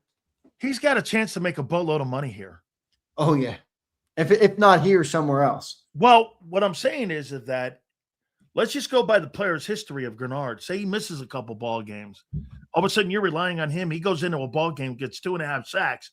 You're going to make that decision very difficult for the Eagles not extending that guy. Right. Maybe you don't pay him the $29 million, but you pay him $25 million. That's going to be something right there where, guess what, dude? You got a chance. Your agent's got to be in your ear going, that's opportunity. Now, nobody's wishing Grenard not to play 17 games. My point is that this is a chance for Nolan to get – do you not agree to elevate himself back into the organization's graces going, hey, wait a minute. This guy can play. And he's a essential part of what we're doing defensively. He's got to make himself important again on being part of the organization. I agree. Where they can trust him, right? Yep, I agree 100%. And look, I actually think a lot of that, maybe the lack of that, has been more about just his inability to stay on the field, more so than, the talent. I mean, I don't think he's played to that type of upside. Maybe we all thought when he got drafted, hey, first-round pick, this guy could be explosive. Maybe he can get to that point, but I think staying on the field still will be the most important thing for him this year. Because remember, you do have Grenard, who can be kind of that home run hitter in the sack department. I know he only had 3 last year, but he has, the previous years prior to that, I think he had 12 and 12. So he's kind of a big sack guy. If Nolan can play that role, can Grenard go get after the quarterback? Obviously, you have Jalen Carter and Jordan Davis in the middle. I thought Jalen Carter did sound great today. I agree with you on that. I think that defensive line is shaping up to be pretty good, but we need Grenard to be healthy, man. I don't want to say I'm worried about it, but you just read off how many games he's missed. It's a concern. It's a minor concern. How old is Grenard? He's 29. 28. 29 years old? 28. I think he's 28. He's going to be 29. I forget. He's 29. He's 29. Okay. He's 29. So we'll see. And as you get older, Z, it's tough to come back from injury. When you're younger, and I see people in the chat going, oh my God, we got rid of Jalen Phillips. I said, hey, you want to go back and look at injury history? Go back and he's got more of an injury history than what Jonathan Grenard had. So don't go down that lane here. All right. So Gary Cobb gave me a rundown on what went on today in practice. John McMullen will have more of an update later on after the program. We're here, and there'll be Birds 365 right after us here. So John will give you more of a bird's eye view of it. But Gary told me this, that there was almost 99% with Jalen under center. And the only time that they were in shotgun, they were in 11 on 11, I believe. Yeah. And what's that tell you? I think this thing is going to be different. Me and John speculated how different will it be off-season talk. I was reading some articles today from the beat reporters who were down there. I believe it was Dave Zangaro I read, and he basically wrote, it was all under center, all play action, a ton of motion, and it looked completely different than what they've run previously. And he wrote it looked exactly like one of the Shanahan-style offenses, that you would expect to see. So I think even Barkley said he expects to be more of a threat through the air this year. They dumped the ball off to the running back a couple more times this year or today at practice. So, look, that's what you want to hear in terms of evolution of offense. Will they be able to run it consistently at a high level throughout the year? Those are, I think, the questions that they're going to have to answer when the games come. But that's what I want to hear, dude. I think this offense, as much as they were successful with the power football and all those things, I think it caught up to them a little bit. I think it crushed the offensive line. I think it got a little too stagnant. I think it started to hurt Barkley a little bit. And I think it didn't put Jalen in a position to grow anymore as a quarterback. So I'm optimistic, and I like hearing it. But I do think it pushes back on the narrative that McMullen kept giving me of, I'm still not sold that they're going to change that much. Now, it's still off-season football. This is when you would work on it if you're going to work on it. But if they're committing to it like this, maybe that's going to be a big commitment to it, and they'll stick with it a little longer than 4 weeks this time around. So I think it's enticing. I think what you just said right there is going to be a question that I asked you about a month ago, and I'll re-ask it. Why will it be different this time, though, Z? It failed in 24. Why will it be a success? It did. I don't know that they were running exactly that Shanahan style there. It was definitely more pro style with Kellen Moore. I'd have to look at the differences of the way they ran it, but Sills, you're hoping the players play better. That's what you're hoping for, and that's part of when you're a max contract player. You're always expected to play great. And that's part of this. That's part of our evaluation as fan base, as coaches, for the general manager, for Nick Sirianni, for everybody in the chat. You're expecting Jalen Hurts to play like a $50+ million quarterback. You're expecting Mekhi Lemon to play like a first-round draft pick. You're expecting Devontae Smith to live up to the expectation that he has as the 10th overall draft pick and now the number 1 on the team. A lot of that is baked into it. If those guys don't play like they need to play, well, Sills, it might look a little bit, it might fall flat. But if those guys do what we expect them to do, I think it's a welcome addition, but they got to play up to it for sure. How about this? Could this possibly be why it will work this time? When you make an in-season adjustment like that, you're doing shit on the fly, right? When you had the failure, like you had pretty much the same 5 guys are coming back, right? Maybe through failure, Zander. These guys have learned what they need to do and what they didn't do the last time when they were doing motion under center, all of that stuff. And maybe there's going to be more clarity. What's the one thing that Zander, what's the one thing that Hurts said that I keep hearing him say that's different than what Kevin Patullo said? He goes, when he tells you something, there's meaning to it, which means that Kevin Patullo never explained why we're doing something. We're doing this. Right. Hurts did emphasize that. Yeah. Where Mannion says we're doing this because of this, and this has this, it does that, it frees that, gives you a clear landmark. Maybe you see it better and clear, and there's more clarity in what the explanation is going to be. Could that be true? Yeah, absolutely. I mean, is this the year that Jalen Hurts takes that big step forward as a passer of the football? Possibly. I think part of that is always going to be baked into, the way the offense is run. Like, for example, do you think Brock Purdy's a prolific thrower of the football? I think he's great reading defenses and processing, but I do think that offense puts him in the right positions to be able to, get the most out of that player. Even if you don't feel as though Jalen has the type of skill set to be a pocket passer, there is an offense that they can devise here that can get more out of him individually as a player and collectively as a team offense. So I'm hoping that's what the result is. I think I've been a slightly Sileo-ized to be not as receptive to that change or optimistic that change will work, but starting to get them eagle tingles in my arms, Sileo. I'm getting ready to go, man. I'm getting excited for this football team. How about Barkley making a comment? I love how he paused. Let me do this without giving too much away on the opening day. Well, yeah, I'm going to try to be like maybe something. Yeah, I'm going to be more in the passing game. So it looks like there might be a screen game, a check down game. You think they're prepping him to be more of a guy who can maybe pick up some of the load of loss of A.J. Brown, and that him and Goddard are going to be possibly the 2 guys to take that load and not put too much heat on Mekhi Lemon as he gets into the ball game and as he gets into his NFL career? Boy, I'd like to have it that way. If I had Goddard and Barkley picking up the mail and letting the kid kind of matriculate his game in, I think that's the way to do it. I agree, but can I even simplify it, dude? Forget Lemon for a second. Dude, it's about Jalen. How many times have you said Dude, I watched Tom Brady throw for 5K and 2,000 of the yards are on checkdowns. No. You know, you don't have to be. I think sometimes we conflate the number. Like Jalen doesn't have to be this insane version of a passer of the football. If he takes that a little bit more, I think it'll help his game and open more things up for him without forcing him to become something he's not as a player. You know, and that will also, get the attention of the defense if you're able to do that consistently, which might create more lanes for him running the football. So I think it helps Jalen because he needs to start doing that, especially as he ages as a quarterback. I think that's 100% true, no matter whether you're a Jalen lover or not. He needs to do that as he gets older here. So I think it's more about Hurts.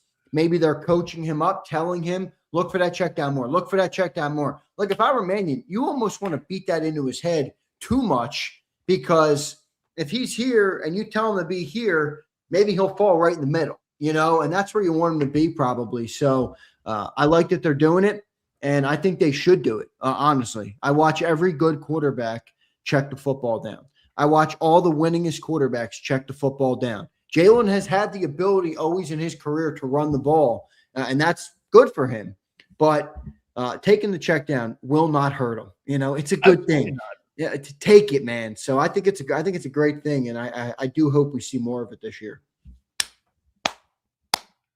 Congratulations, Drew Rosenhaus, on whipping people's asses. Let me hook you up. Hey, listen, man. Jalen Carter plays the form. I don't care who he whipped, man. That's good. I'm happy with it. I gotta hand it to Howie telling the truth.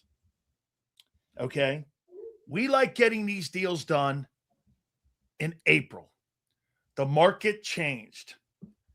Rosenhaus was not going to let that guy go into camp without that contract. Yeah, I agree with you. And get this, though. How they did this in April leads me to this question. Since Howie came out of precedent in how he does a deal, you think he comes out of precedent at the end of camp for Hurts on a contract extension?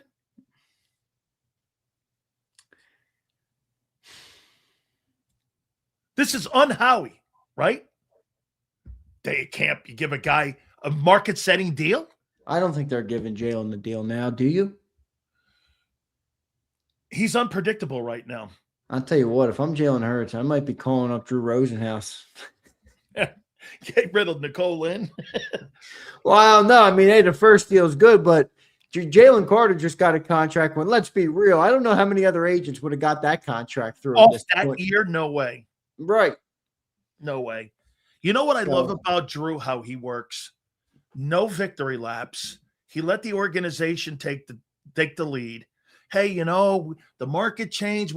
No word out of Rosenhaus's people. Unlike that asshole in Houston who likes taking victory laps, that whole scene and that whole scenario with Micah Parsons and all that shit, that's not what you want. That's why Drew Rosenhaus is famous for this. Next question. Right. Next question. He don't take victory laps, dude. That's a complete victory for Jalen Carter and his people. But again, they did it respectfully. And I got to tell you, I'm going to say it one more time. Boy, I'll tell you, when I listen to that guy, the way he smiled, you see why people dig this kid, man. You really do.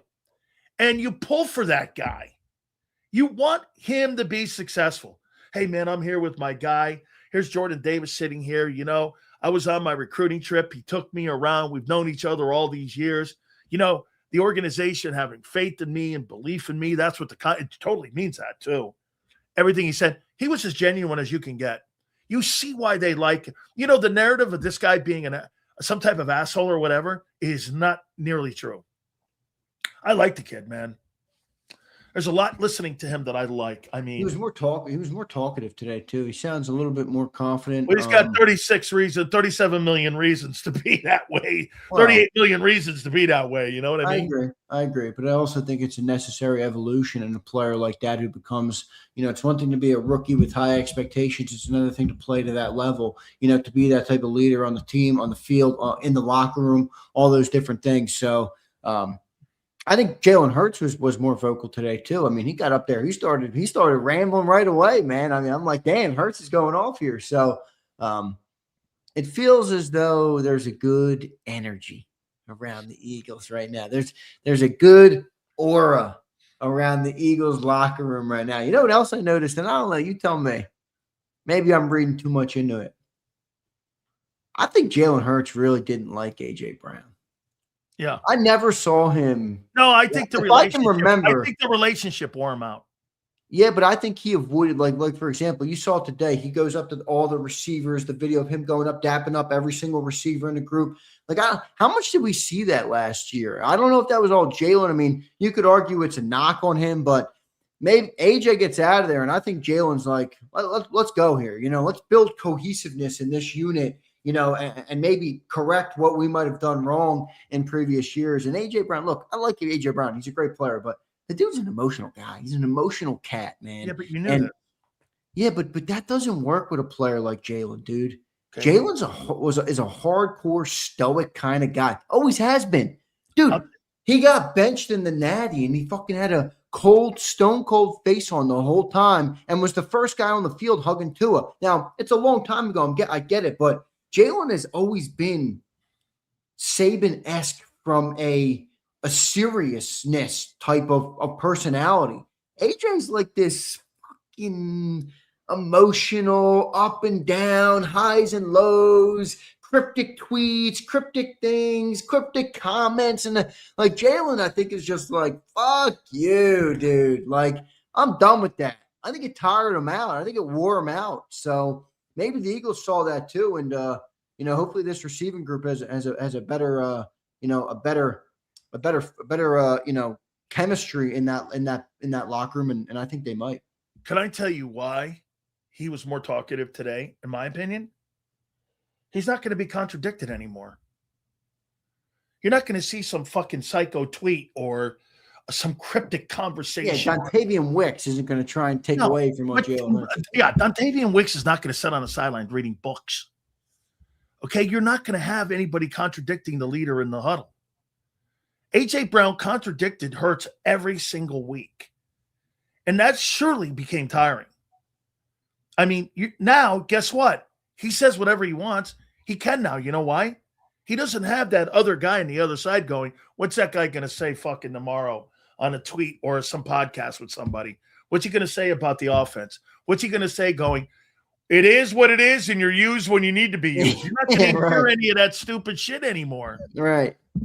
Fucking AJ. That's got to put people in a comfort. That's got to put you in a comfort zone, knowing that you're not going to be contradicted, and your leadership is not going to be contradicting. Yeah, I agree. I think that helps. That still doesn't pick up for the production, though. You know, all that patting on the back and all that. Hey, we're in a better world right now. Yeah, we'll see on Sunday. AJ's odd, though. You know, the odd part about AJ, and again, I don't like crapping on him, but like, you know, I've come more around on it because I think I'm seeing it a little bit more. What do you mean, AJ Owens? It's just like he kind of strikes me as that guy. You know, if you like, I don't know if anybody's ever been in, like, let's say you're in a tiff with somebody, or you're in an argument, or you're not on the best standing with somebody, and that person, instead of coming to you to try and like fix it, they go and like make friends with all your best friends, or they go and make friends with all your family members to try and like drive a little bit of a wedge. And I feel like AJ was kind of that buttery guy in the locker room that everybody loved. John always said, oh, AJ everybody loves AJ in the locker room. And I feel like part of that was maybe he was friends with them. Oh, I hope he was, but maybe some of it was trying to take away from Jalen's ability to be the leader in the building. You know, I think that's plausible. I don't know what the word is for that kind of guy, but I don't know. I'm starting to wonder if that's a saboteur. A little bit of that, you know, where he's just like, it's in my best interest, and it takes away from Jalen, you know, to get everybody on my side. It's a like, little two-faced too, you know. A little bit. I mean, like I see underdogs. His Smitty was frustrated too, but frustration's not really what I'm talking about with the offense. Like Smitty was frustrated, and he vocalized that. But there's also moments on underdog. Smitty's a real dude. Like, he's a real cat. I remember that video of Jalen and Smitty on the sideline together right before they won the Super Bowl. and Smitty comes up and he was mic'd up. I don't remember exactly what he said, but he basically said, through all the ups and downs, Jalen Hurts, thank you for always getting the job done, keeping us on that straight line, keeping us on the path to get back here. You're a big part of it. And I think frustrations are normal. That's human. The highs and lows are normal. All of those things I don't have a problem with. That's why I didn't have a problem with AJ being upset with the offense. But I think the little quips, the little under the radar, the behind the scenes stuff, the gossipy stuff, I think that's the stuff that got to Jalen Hurts. I don't think it was the frustration at the offense. I think it was the way it was in which it was handled. And that makes sense. But we'll see. He's gone. Let's see if it helps the Eagles' offense. That's all that really matters to me. You know what stood out to me, too, when Hurts spoke? What's that? When they asked him a question about Smith, he paused. And I went back and I thought about it, too. So this guy's a national championship guy. He's won numerous SEC championships. He's got a Super Bowl and 2 NFC titles. He's got 2 national championships. He was a national champion MVP in the national title game. He was the MVP in that championship game. He won the Heisman Trophy. A consensus 2-time All-American. Yeah. I mean, Jesus criminy, can you be any more accomplished and a better team leader than, man, what a draft pick. It's clearly one of the greatest draft picks of all time. And look, he's got to it's his year. Yeah, but I'm going to go with you on this one. Of all the guys in that huddle, I'm with you. I'm with you on this guy. Right. Everything he's done, he's accomplished. Yeah. He puts his mind to it, he'd accomplish it. I mean, it's truly remarkable, man. Yeah, no. I mean, it is. Again, it strikes me as like you're in a fight. Some people come right to your face and say, "Yo, dude, fuck you. What the fuck?" And you work it out, and then other people go around and they can't say it to your face. That's kind of the difference, and that's where I bring up the difference between Smitty's frustration and maybe someone like AJ's. So we'll see, dude. Look, at the end of the day, it's all speculation. The team has to go out there and deliver. I mean, one training camp practice in July, folks, is not what gets the job done. They have a long season in front of them. They got to continue at the grind, at continuing to work through whatever struggles that they have, and they got to play good football this year. So I think that's really what's most important. But it is fun to watch here as we start camp and starts off quick here. I'll tell you another guy too, man. That Zach Bond got up there. Yeah, he's a beast, dude. Bro, check this out. This guy was a gunner. He was a wedge blocker in New Orleans. You know what that means? He's running down the field blowing wedges up on punt return. And he's on kickoff return. And you're talking in the same breath of Roquan Smith, Fred Warner, Patrick Queen, and Zach Bond. I know. That's unfucking heard of. It's one of the greatest free agent finds in NFL history, not just Eagle history. I agree. I mean, I wonder I've never seen another comp. I wonder how it's written about after it's done, but I could see them talking about it that way. I mean, especially if he continues to ascend and play great. My worry, and I shouldn't worry about this because the Eagles will figure it out, but man, they paid Davis, Carter. They're going to have to pay Q and Cooper. Are they going to cut bait on 31-year-old Bond next year? I hope not, but I think he's got to have a big year this year. Hey, homie, you see what happened in Cleveland today? They paid Delpit, right? They played Ward yesterday and Delpit today. Yeah, well, Ward now all of a sudden, how you doing, Q? Well, they only gave him a little bit more than McDuffie. 2 years also, which is kind of wild. Well, Denzel's older, right? How old is Ward now?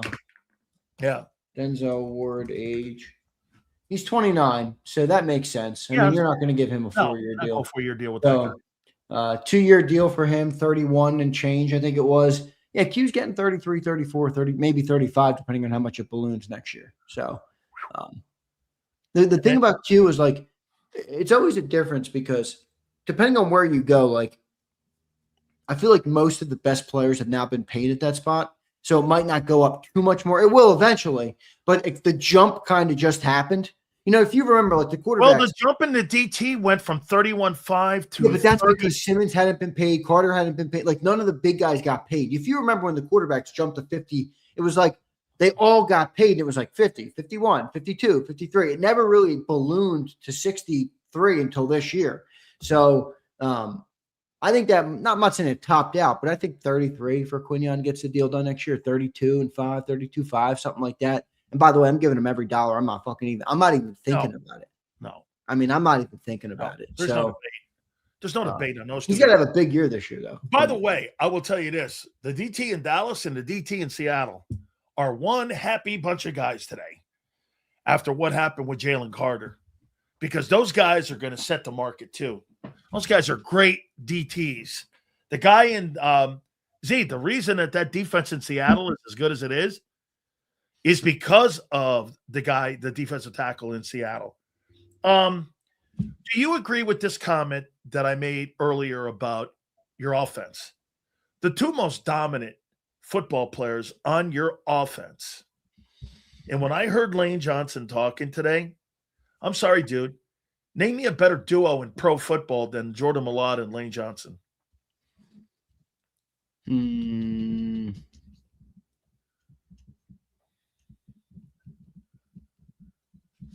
Gedeke and Works down in Tampa's pretty good. Not near. I don't think there is one. Correct. Who are the best tackle duos in the NFL right now? Bro, there's no way there's anybody better than – I would say that I think the Lions have a pair. The Chargers, Slater and Joe. Slater and the other guy on the other side. Wirfs and Gedeke. Yep. Garrett Bowles and McGlinchey in Denver. Deion Dawkins and Spencer Brown in Buffalo. Yeah, I think the Eagles are the best one. I'll take the Eagles. Yeah, me too. And when you're running stretch plays with those two guys, dude, you're good with that. Right? Is the O-line fixed, Zander? Well, I mean, how much does the new offense help them? I don't know. Or hurt them. I mean, right. I don't know. I think Landon has to play a different brand of ball this year, which is going to be different for him. I think everybody else is pretty equipped athletically to be able to handle the change. If they're getting more help, does that help them? I think they have a good year. I don't know that they get back to 2024 form, but that's kind of pie in the sky. I think they have a big year this year. Look, they need to, because the team is going to go as far as the offensive line goes, and that's not a knock on anybody. That's any football team in the NFL, basically. Your offensive line stinks. You're going to have a hard time winning in January. You just are. So offensive line's got to stay healthy, most importantly. So I think they'll be good this year. I think they're going to have a really good year. Okay. When Jalen Hurts was asked a question about Mannion, this is how he answered it. Today? Yes. He'll be fine. I'm at a point right now where I need to help him. What do you take away from that? Well, I think Jalen's been going into his 6th year as a starting quarterback in the league. And Sean Mannion's coming into his first year as a play caller.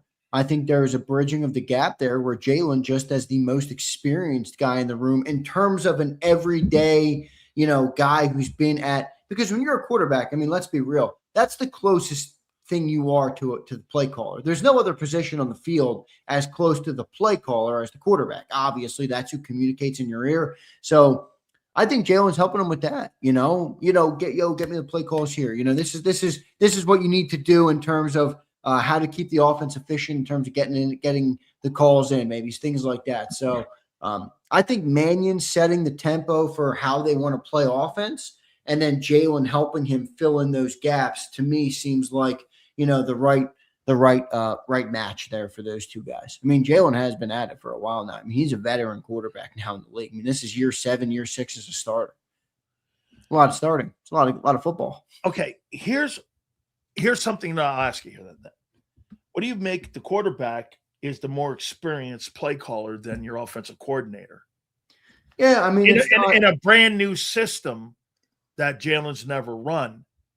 So how do you think that meshes, and how does that work, and how does that process continue to evolve? I mean, it's not my favorite thing, but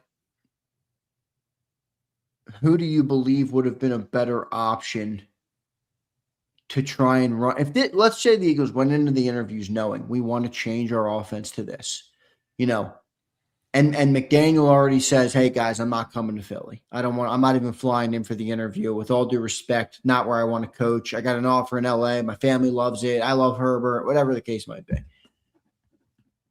Like, who do you think? Okay, well, here, I'll answer that. How come it was easier for the Eagles to land on Vic Fangio, and it's not easier for them to land on a guy with Vic Fangio's type of pedigree for Hurts? Dude, Vic Fangio is like a scratched off lottery ticket that you already won. Oh, okay. I'm saying somebody that is an experienced guy who has shown success in the league. Why can't they do that? But that wasn't available to the Birds this year. Okay. That's what I'm saying. Like McDaniel and Dable said no. Okay. Those would have been the experienced guys that I agree with you. I would have preferred those to be the answers, but they didn't want to come to Philly for whatever reason. Like we can debate that whatever. I'm not in the mind. I think those debates are in the past now. And me too. They're gone. So, if they wanted to run this offense, what do? I don't hate the thought process. I mean, if the experienced guys have other opportunities and they don't want to coach here, okay. Let's find that, somebody that's been a part of the offenses, that has seen it up close, and that's been, Mannion was a backup quarterback for McVay on McVay's teams, and he did coach with LaFleur. So let's get the next guy up. Obviously Vic Fangio is a tough comp because who the hell doesn't want Vic Fangio, right? I mean, that's an easy one. Okay, but they didn't have that option, I don't think. And look, some of that you can be viewed as a little bit of a knock of, why does nobody want to coach in Philly with all that talent? But again, as you said, that's kind of water under the bridge at this point. They got the guy that they believe was the best available. The reason that I'm still remaining optimistic on it is because I've seen the Eagles do this, man. They get these coaches that don't have the experience, and they turn out to be great hires. It's been most of our head coaches. Even a guy like Shane Steichen didn't have all that much play calling experience. He really elevated his game. Kellen Moore obviously had a ton of experience. That was the best one that worked out. But even implementing his offense didn't work that good. So I get it. It's not the most ideal thing, but I'm remaining optimistic on Sean Mannion, to be honest with you.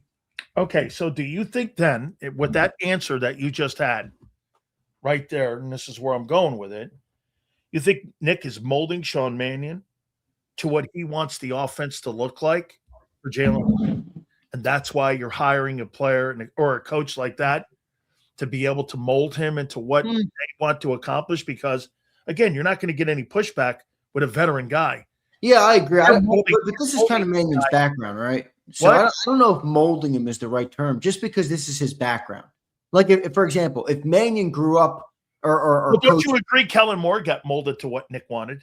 For sure. But that was the circumstances that dictated that more so than Nick's desires. So the circumstances have changed now. Yeah, for sure. Okay. I mean, for sure. And I think the molding is the wrong word, just because this is what Mannion did. I mean, this is his background. If they brought him in from LaFleur and they said to you, Sills, he's going to coach the power offense, that would be like, why would you hire him? That doesn't even make sense. So I think it's actually not molding, but I'm sure Vic or Nick has his say, as he should, dude. The buck's going to stop with him. Look, they didn't have a good year offensively last year. Look at the way this chat talks about Nick Sirianni. Look at the way you talk about Nick Sirianni. He's got to fall on the sword. So he should be in charge. If he's the one who has to fall on the sword, then to me, he's the one who has to make the decision and live with the result, good or bad. Mekhi Lemon's role. Here's what Hurts said about him. Let me get it here. Mekhi Lemon loves that he works hard. He understands who and what his role is. What do you think his role is going to be on this football team, Mekhi Lemon, in 2026? Well, that's an interesting comment by Jalen Hurts. He knows what his role is going to be. It sounds like they know what his role is going to be. I think they've already defined it for him. It sounds like it. Now, I don't know what that is. Now, roles evolve. Roles definitely evolve.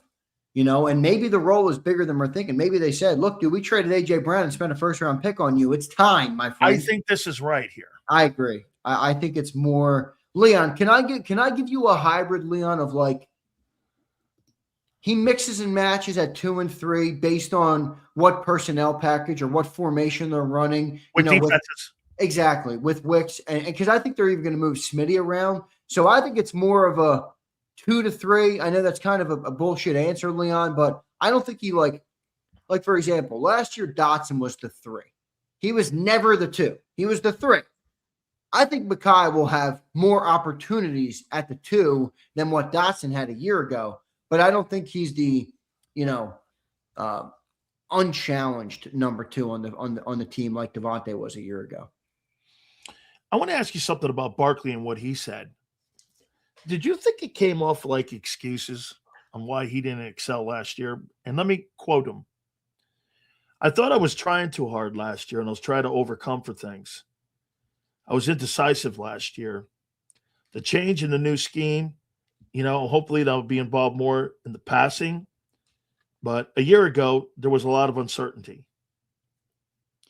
I don't think that's an excuse. I mean, I think it's true in a way. I mean, he got hit behind. But you had all those concerns going throughout the year, and he never addressed it with anybody, or maybe he did. I wasn't behind the scenes. No, I don't know. I don't know if he did. Here's why I don't have a problem with that, because it's what I believe. Because I hate after the fact convo. I want, if something's going wrong, Zander, and the boat's taking on water, yeah, I want right. you to fix the leak now, not before the boat goes down. Yeah, right. We're at the bottom of the ocean, and you're like, hey, let's patch the leak. We're dead, bro. We're dead. I get it. But, the reason I don't have a problem with that is because I think he's right. Like, for example, everybody saw Saquon Barkley be less effective last year than he was in 24, which is an obvious. Did you see the athleticism fall off a cliff? Like, I didn't, I saw opportunity fall off the cliff. Me too. And maybe some of the dancing, maybe some of the indecisiveness, maybe some of the lack of patience. Maybe he could have done better. Like I said yesterday, maybe kind of dreaming of that home run like he was having in 24 and not just taking what's given to him, playing and play out.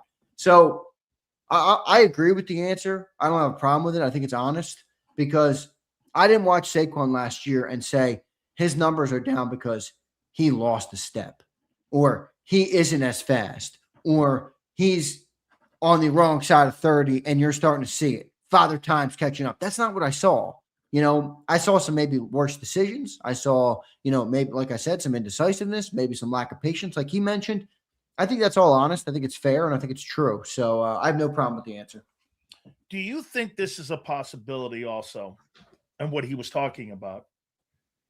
AJ really last year made everyone's job very difficult on Sundays, and Kevin Patullo made everyone's preparation really difficult Monday through Saturday, and that both things affected the offense. And that's kind of what he's talking about, because if you have indecisiveness, that comes down to preparation, dude. If you're not sure of something, right? That's having confidence. Right. So did those two guys really have more of an impact on the confidence of the huddle? And by the way, people in here will think that's kind of an excuse. I think confidence is a massive part of football. I think, dude, when you do things right, I mean, that's right. Yeah. I think that really is a big deal. How much do you think AJ really affected the confidence level on Sundays compared to what Patullo did during the week? Yeah. When you're not sure, and your offensive line coach and your coordinator are not on the same page all week, and you're going back and forth, and then on Sundays, you got guys not really all on the same page. It just looks like a really big disconnect. Doesn't that fall on Nick? Yeah, it does. He's the head coach of the team. It does fall on Nick. So if Barkley has indecisiveness, isn't that on Nick? Well, I mean, look, it falls on Nick because the buck stops with him, but that doesn't mean it was an easy answer. Like, for example, we all love to shout from the rooftops here on the show. We do it every single day. You guys all join in with me. And we can criticize A.J. Brown for the way he handled last year. But what would you do? How would you actually handle it? Because that answer is a lot harder than saying, AJ Brown's an asshole, get him off the team. That's not how you would handle a $32 million wide receiver that, has commanded the type of attention that he How has. do you think Tomlin would handle that? Well, look, we talked about this exact comment last year. This is the downside of being a player's coach sometimes. Is that they don't maybe have the hard conversations or the hard coaching moments. Andrew, you don't dance around your clarity. Yeah, but dude, AJ's not. Shut the fuck up, Sills. Again, it's Nick's fault. All I'm proposing is that it's not as simple as I think everybody makes it out to be. Oh, AJ was an asshole. You should have done this. Yeah, easy for you to say, dickhead. Why can't you have more clarity in how you want your direction of your team? Why do you have to dance around? No. Because not everything is a clear and easy decision. You're right. It's just the way it goes. I mean, look, I'm not saying you're wrong. Again, I do think Nick is ultimately responsible for that getting in the way. All I'm saying is I don't think that's as easy as people make it out to be. Of like, well, you should have done this, you should have done this, you should have done this. And yeah, easy for you to say, dude. Like, you're not the one coaching the locker room. You're not the one handling, all the relationships within the locker room. You're not the one dealing with the $32 million wideout. You're not the one who's got to meet with the owner every single Tuesday talking about the offensive output and all those things. Like, these are all a part of it, So it does fall on Nick, though. It does. I mean, I think is also, will be proven to be true is that Kevin Petullo was in over his skis last year. Because if Jalen Hurts, even if the offense doesn't work, if Jalen gets the sense that the way he's being coached to run it and why he's running it and what the answers are throughout each thing, even if it doesn't work, just that sense that he has is more of a job of coaching as opposed to just running an offense and calling a play. To McMullen's credit, he used to say this all the time. Being a coordinator is way more than just calling the play on Sunday. That's like the last step of the job. You can't take the last step of the job if you don't do the first 10. So, I think maybe Sean's doing some of that early stuff better, and he's still got to do it all the way through. He's still got to do step 10, like I said, good. But I think they're in a better boat this year with him. And, it seems as though the AJ cloud has been lifted, as Big Marsh says in a super chat. The AJ black cloud is gone. The team is happy again. I tell you what, it's great to see the Eagles all over my timeline once again, man. It really is. It's great to see everybody back in training camp again. Absolutely. Hey, last question before we get the guys in here. You tell me, how do you think Nick has done handling his offensive coaching staff in 5 years? All the coaches that he's had. Well, you tell me. I mean, they've been a pretty successful organization. 2 of them have been hired to be head coaches. I think that's a credit. So it's been boom or bust. There's a lot to criticize, but I despise when people go to the criticism without acknowledging the success. I'm fine if you want to call out both. It's been boom or bust, but there's been a lot of success. There's been a lot of tumultuous, bad-looking offense. He's got to be responsible for both, in my opinion. Do you think that this football team's success is hinged on coaching or talent evaluation? Not talent evaluation. The talent's got to play. Okay. The players on the you got to get the right guys in the building. You do. And they also have to be coached up properly. But at the end of the day, man, the ball's in Jalen Hurts' hands. The games are played in between the lines, So I think they're more important, but I do think the coaching, has to be better. And if it is better, I think it'll give them a much better chance at performing, the way they need to perform in between the lines, executing the offense. Do we have any supers here to read? Here, I just read it. That was the only one we had from Marsh. Guys, I'll tell you what. By the way, after the program, Big Z is going to have Birds 365. John's going to give you more of a hands-on, eyes-on what went on at training camp today. I took it from what JAKIB gave me messages on and what I got some videos too. Maybe he said we can post them. I should send them over to you, Zander. Yeah, if you got them. Gary Cobb took some videos for me. I'll send them over to you as well. So, hey, dude, I can't wait to see that. Don't forget to catch them Also, you on normal time tomorrow? No, night again tomorrow, then normal time Friday. You got it. All right. Big Z, we'll catch you later on after the program. Thank you, bro. Thank you, brother. Later, man. You got it. That is Zander Krause. Make sure you catch him later on right after the program. You're going to get more stuff going on. Okay. So without a doubt, congratulations, Drew Rosenhaus. Way to go. You beat Howie. Got your deal, dude. 4 years, $38 million. You heard him say it, too, at the presser, that, hey, this was supposed to get done in April. I'll tell you this. If I'm the guy in Dallas and the guy in Seattle, I'm one happy dude right now, because those guys are going to make some ducks, because they're going to make some money here. All right. Without further ado, every football team is now in training camp, including the Cowboys. 32 teams are now in training camp. As we go forward for the 2026 season, let's bring in our guy, the man who covers the Dallas Cowboys for Battle Royale, is our friend Mark Holmes. And without a doubt, Jalen Carter's biggest fan, along with Jordan Davis' biggest fan. He is Philly 500, and he joins us now here on the program. How you fellas doing, my friends? Doing wonderful. Absolutely wonderful. I am doing great, man. I couldn't be better. What's that shirt say? What shirt? The one you got up. What is that? There's no crying in football. Is that me? Wait a second. You have to give me a little bit of money. You don't have rights to my image and likeness. Wait a minute. What the hell is that? Philly 500's got nil going on here. Name, likeness, and image here. What's going on? Look at this. Oh boy! But you know what? I don't even care about that. All I want Mark to do is embrace the Dallas Cowboys history now that the season started, and the history is these glasses. Embrace it, baby, the glasses, because we are back. We are back. Training camp is open. That's right. You better get ready for these. You'll be seeing these a lot in December. Boy. When and you know what? Be seeing a whole lot of crime this year too. Embrace the history, Mark. Embrace the history of the glasses. This is the Dallas Cowboys history right here. My only question is, will the Vibe Bunny make an appearance this season? No bunny. That bunny's in Miami with Patullo.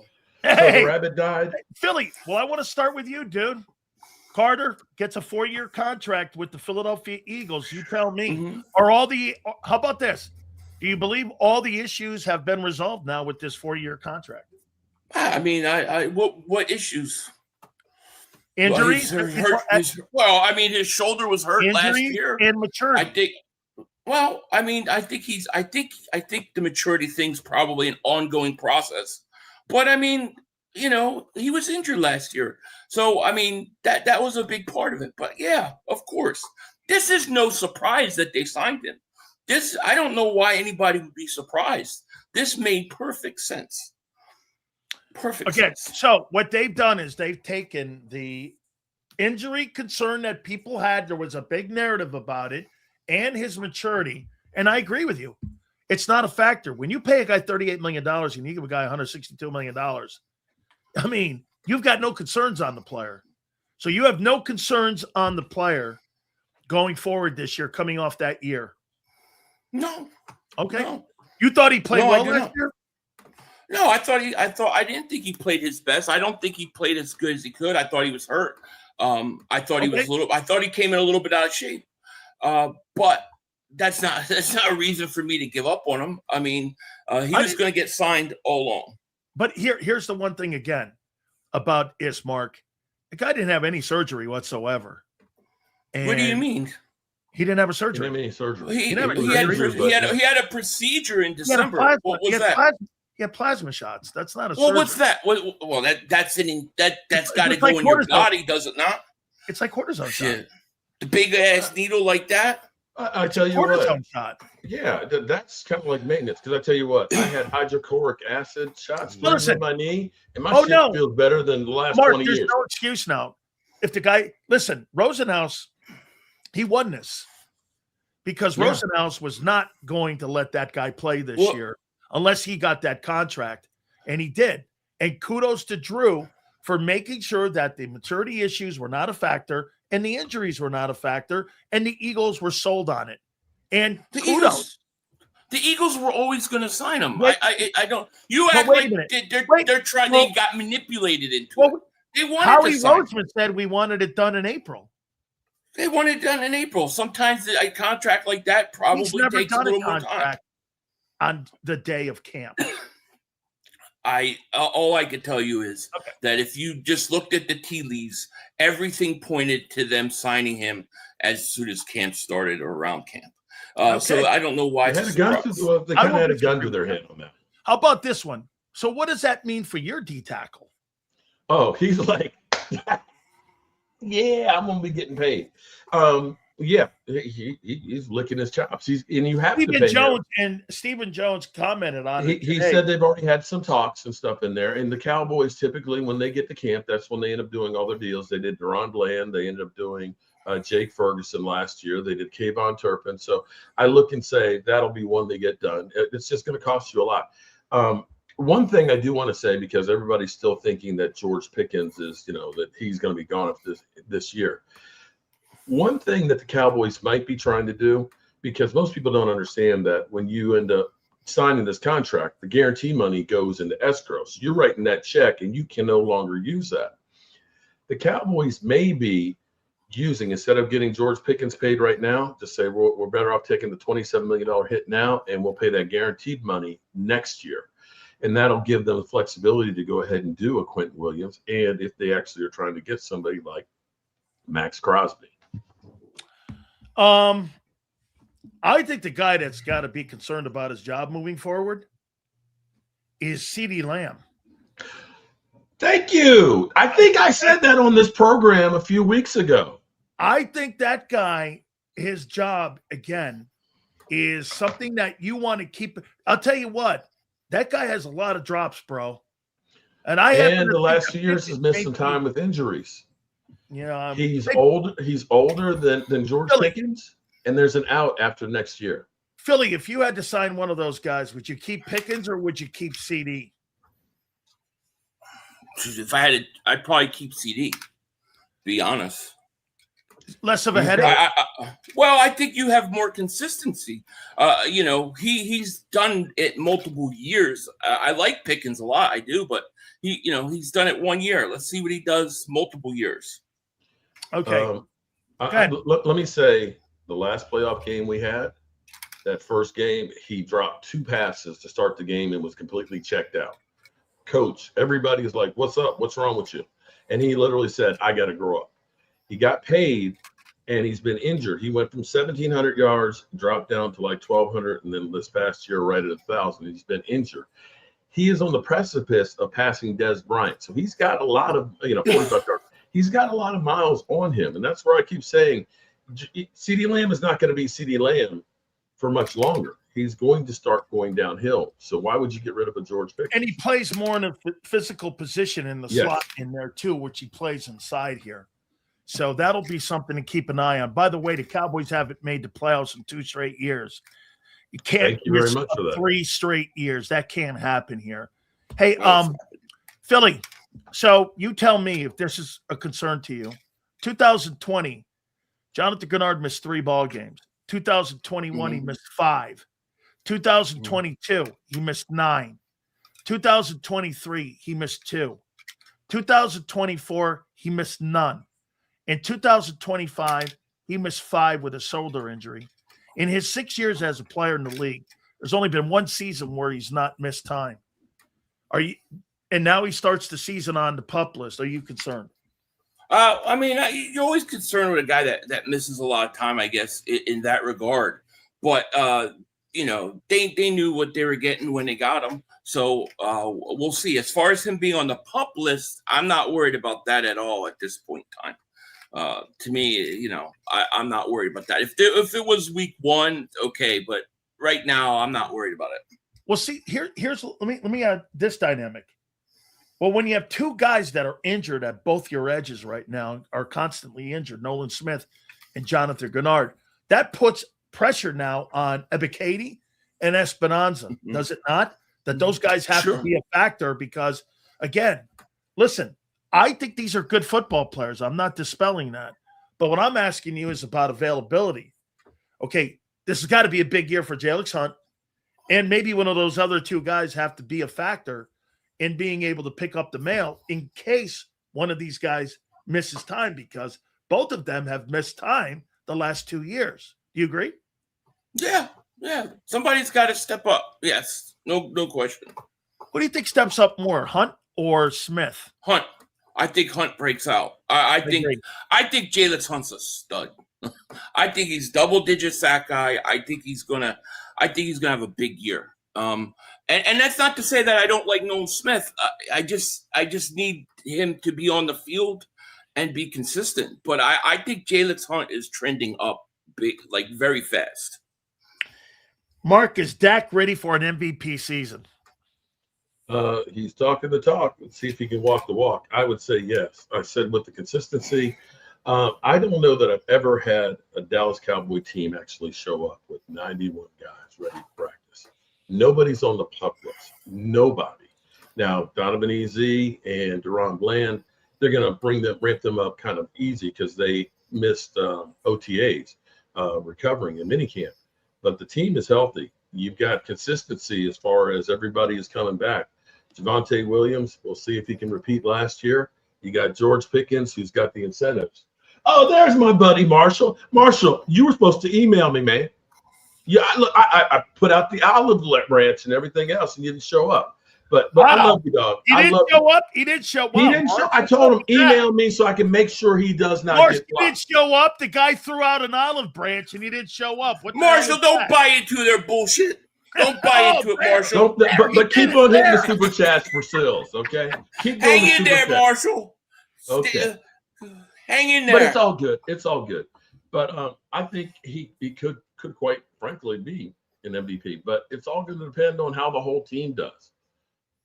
You can look at his numbers in past years. He's been right there, but you got to end up being able to be a winner. And 7 wins ain't going to get you an MVP. Is Hurts ready for an MVP season? Hell yeah. Hell yeah. Hurts is ready, baby. We're coming. I don't know. I mean, I think Hurts is going to have a big year. As far as MVP and MVP numbers and all that, I don't know. I don't put much stock into it, to be quite honest with you. Just go out there and deal with the most important statistic, winning. Go out and win games. That's all I care about. What will make this experiment different than you had in 24 with Kellen Moore? Why will Mannion move the chains more efficiently and more effectively with this style of play? There were some reportedly today, Philly, 99% of the snaps and team were under center. Beautiful. There was only a few times that he was in shotgun. That was 11 on 11. So why will this time different than it was under Kellen Moore? Why will this be a different type of offense? Well, under Kellen Moore, they had a 2,000-yard rusher, right? And then he went and got a job, and then you had Patullo in between, which everybody in their mother was miserable under Patullo. Let's face it. I mean, you constantly hear every player complaining about last year and about they were just miserable. The guy, it was a miserable time with him. So now that you got a new coach that's actually going to run play action, be under center, maybe, use a short passing game. These are all things that the Eagles could have done, haven't done. And if they do that, no, I think that they're going to be very, very good again. I mean, I'm very excited. These players, besides the pup list, everybody was in shape. Everybody put in a lot of work, and they all look good, man. This team is motivated. They want to win. And everybody did what they had to do this off season, and they came in ready to go. So I'm excited. Okay. What breaking news here? Okay, I'm going to tell you, Dak Prescott gives no fucks right now. Okay, he's got a new term for the offense. Gotti, greatest offense there is. He's putting himself out there. He's betting on himself. Now, he's bet on himself and got $60 million a year. So I don't know. You got Jerry Jones out here, talking about, we're not worried about tomorrow. We're talking to other team owners about making moves. Jerry Jones and the Cowboys are feeling that. I don't know where it leads. Don't say that I said it ends in the Super Bowl, but there's a different attitude this year versus last year. Well, the one thing we've learned about Dak Prescott over the course of the years, the one thing we've known is that he talks a lot of shit and doesn't back it up. Last year, meeting the Rams. What does that matter, right? You don't count wins as a quarterback statistic. That's what you said. He did his part. How can you bring that up? But your quarterback brags about what they're going to do. He tells the owner of the Rams, "See you in the NFC Championship game." Now he's walking around with like a Super Bowl shirt. He did see him in the NFC Championship game. He wasn't playing him, but he saw him. He doesn't play. He doesn't do what he says he's going to do. He talks a lot of shit, but he can't back it up. So the fact that he's using a new term now, if that's true, it's a joke. It's a guy that's already ready to fail. He's already failed. Okay. I hear you. I hear what you're saying. Done. We'll see. Okay, Philly, is your O-line fixed? Yet to be seen. I won't know until they're on the field taking, pads on and hitting. We don't know yet. I think they got a lot more depth. I heard some good things actually with some of the linemen. So we'll see. Too early to tell. Mark, is your secondary fixed? Here's what I'm going to say. It's all going to depend on what happens in the front. If we take Jerry Jones, who was really on borderline tampering yesterday, talking about Max Crosby. If they were to make a move for Max Crosby, I think your secondary will be fine. I think back to when the Giants were winning Super Bowls with Strahan and crew. Can you remember any of the cornerbacks that they had on that team? I know Jason Sehorn was one of them. No, they're front seven. Their front seven. It smothered people, and your secondary was just an afterthought. And that's maybe what we have to do here. Now, we've got a lot of guys here that it's going to be competition. We're going to see what Savon Rebel has. We're going to see what Jalen Carter is. We're going to see what we have. But Caleb Downs may be the force that really leads this thing. We'll see. Okay. If you have to rely on a rookie to basically run your defense and beat a guy his first year, I think you're in trouble. Well, in comparison to where we were last year, we had veterans back there that were trying to run it and couldn't. It ran it right in the ground. Yeah. So you go what to like we got nowhere to go points a game to like 34 points a game. It was 31, jackass. But if they got 31. Down 25 or 24. Hey, dude, that's a really handsome dude on your shirt, though. I got to tell you. It looks like Denzel, I got to tell you, that's a very good-looking guy. I can't keep my eyes off. Oh, boy. Let me see. Philly, what's Mekhi Lemon's role going to be? I see him as a slot receiver. I mean, whether he can play outside or not, but I primarily. Do you think that's the 3 to start? I think the 2 is kind of up for grabs right now. Okay. So I think between the 2 and the 3, but I think he'll primarily do his damage in the slot. That's what I think. Mark, you tell me, are we going to see more production out of the offense than what we did a year ago? And quite frankly, going into this football season here, are we going to see that offense help the defense? Because the defense a year ago was the worst defensive football team in the NFL. Yeah. They've got to have a better run game. Their run game's got to be better. Will it be better? And by the way, is that a cat I'm hearing? I love it. Go ahead. Yeah, I got this little kitten is dying for me to hold him. Oh, my God. I love that guy. My God. I got a cat too, man. His name is Vinny. I got a cat. And I got a Vinny Vincenzo. I love this guy, man. His name is Vinny Vincenzo Sileo. That's a great name. I love this guy. Mark, got to be okay. If you're going to be successful this year and win a bunch of games, you've got to have a better running game. And you had a good one last year. We had a good one last year. We were actually really – here's the thing. We were actually really balanced last year. The offense was good. And when you consider that our defense got no takeaways, and every time we were behind the gun, our offense was not bad. What my hope is that the defense can get some more takeaways, give some more opportunities for the offense. But I expect Tyler Booker to be better this year. He was a rookie last year, although he did make your $38 million man kind of bite some turf there last year when he wasn't spitting on people. But I think the guy that had no shoulders? Yeah. Okay. This year he's got 2 shoulders. Yeah. We'll see now. And we'll see how motivated.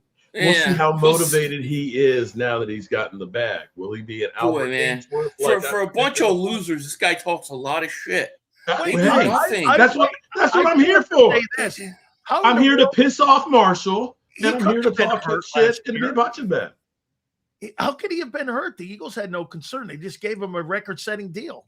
Hey, look, one of my issues with the Eagles, and their medical staff does do a pretty good job. No, but excellent job.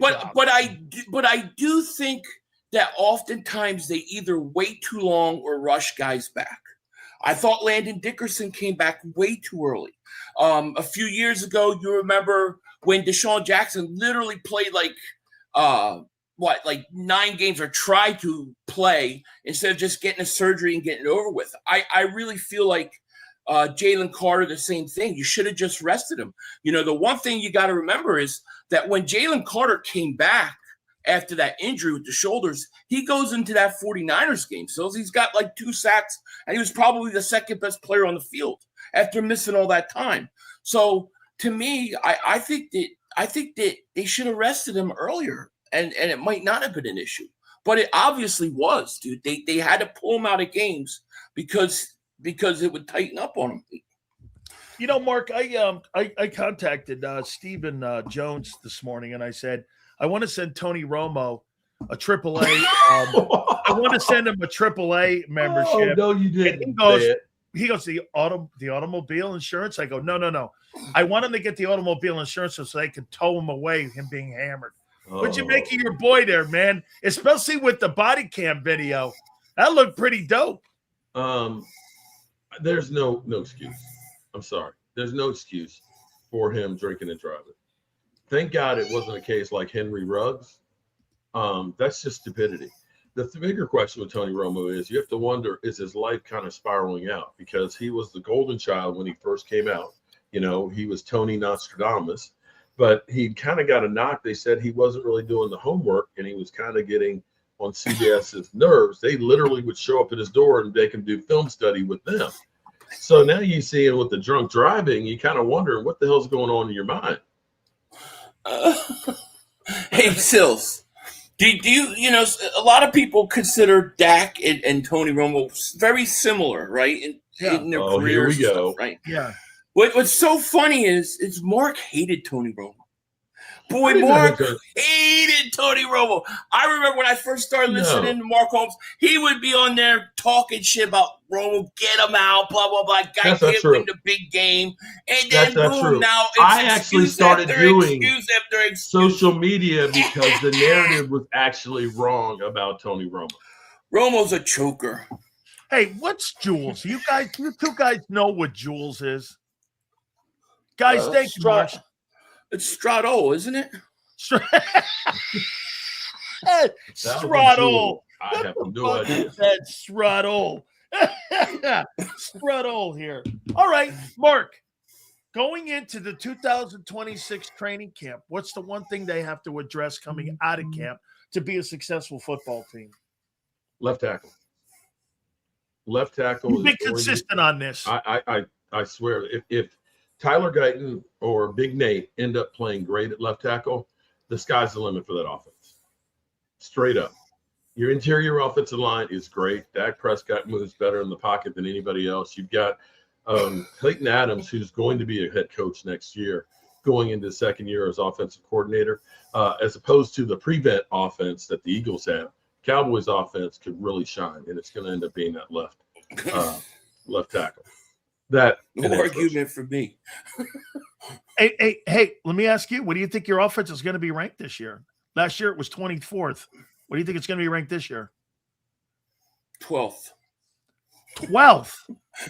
12th. It'll be the best that they've been ranked since 22, right? Yeah, I think they're going to have a good year. AJ Brown. AJ Brown is gone now, but if you have competent coaching and let's say your offensive line is healthy and they can regain some of their form like they had a few years ago, and that running game comes to life, I really think. And the offensive and you've line isn't talked like about this. a mash room. That offensive line, you can talk about it last year because they were banged up, but you can't say anything about them before that because they were the best offensive line in football consistently. So if they get that back with that running game, and you've talked about it, if they go and they start using a short passing game, I think it will transform this offense. Yeah, they may not have, AJ Brown, but I think collectively as a unit, as an offense, I think they'll be a lot better. And I think that it's very, very capable of happening. So I'm excited about it. All right, I'm going to ask you first before I get to Philly on this. What do you make of LeBron going to the Sixers? Money. Just, he's doing his NFL. His NBA. I can't believe it. Yeah, I can't believe it. I never thought that would happen. I can't believe it. I never thought it would happen. It's interesting. I think Mark is a little bit tame today. You notice he's getting a little bit nervous now the camp started, right? Tame. Like all cocky and arrogant. Bro, now we get no crying at football shirt. You always have stuff on me. You can't watch a Mark Holmes video without seeing 500. So come on. Hey, Mark, give me the rankings of the teams in the NFC East this year. The rankings. Give me your preseason top 4 teams in the NFC East. Top 4. There's only 4 in there. So I know. Okay. Let's go ahead and say it. It's a 2-team race, Eagles and Cowboys. Okay. And I think the Giants will be better than where they were. I think they're going to actually be better than Commanders. I think the Commanders, without a wide receiver and things, I think Dan Quinn is on the hot seat. I think they're going to be in the basement. Don't send me your hate mail. Actually, send me your hate mail, Commander fans. I think that the Cowboys are going to win Christmas. Philly? Go ahead and laugh, but remember, the Cowboys had more wins in the division last year than anybody else. I think he got very quiet at the end of that answer. It was like, yeah, I think the Commanders are thinking that 2000 will win the division. The Cowboys very will win quiet. The division, Philly. Philly. Mark it down. You did not say that. 455, 729. You did not say that like you really believed it. You don't really believe it. You didn't say it like it. I'm telling you right now, the Eagles are going to win that division for the 3rd straight time. Book it. That's how you say it with conviction. Mark, here we go. Mark's scared. Mark cracked. He cracked right there, Sills. He cracked. He knows they're not winning the division. I want to show you something, Mark, on what this team, we brought it up yesterday, and what the Eagles have done, which I think is remarkable. Go ahead. Out of their 22 starters, they've got only 5 players on that team that's a mercenary. Every one of those players have been drafted. Think about on defense. You got Grenard, Vaughn, and Woolen. And on offense, you got receiver 3 or 2, whatever you look at it, and Barkley. 5 guys have not been drafted out of 22 starters. Dude, you'd be hard-pressed to find another team out there like that. That's all homegrown. And I think that's one of the secret sauces to their success. Basically, that's typically the Cowboys. You know that, right? Yeah, but Cowboys, you don't win like that. You don't win like the Eagles. Well, I agree with you on that one. But typically, you've got Stephen Jones saying, "Hey, we believe in our own guys." Hey, you can love your draft picks, but if they don't win, that's the front office kissing their own ass and giving themselves reach arounds. Well, talk to your boy, Stephen Jones. I'm just saying. Sports Grid just put a video out, and I'm still going to hold conviction to this. The Cowboys have not been successul since Jimmy Johnson. It's just you guys have not. We all know that. Thank you, Captain Obvious. Tell me something I don't know. Look how sensitive. It's so obvious. Here's what I will say. It's so obvious, and how come your owner can't see it? Because you know why? Because he's got fuck you money. Yeah. It doesn't matter. Okay, he's got fuck you money because he was pissed off at Amari Cooper and said, you know what? I give no fucks. I'm going to send you to the worst place I can, and I don't care what I get back in return. I'll take a 5th-round pick for him. Just send him to fucking Cleveland.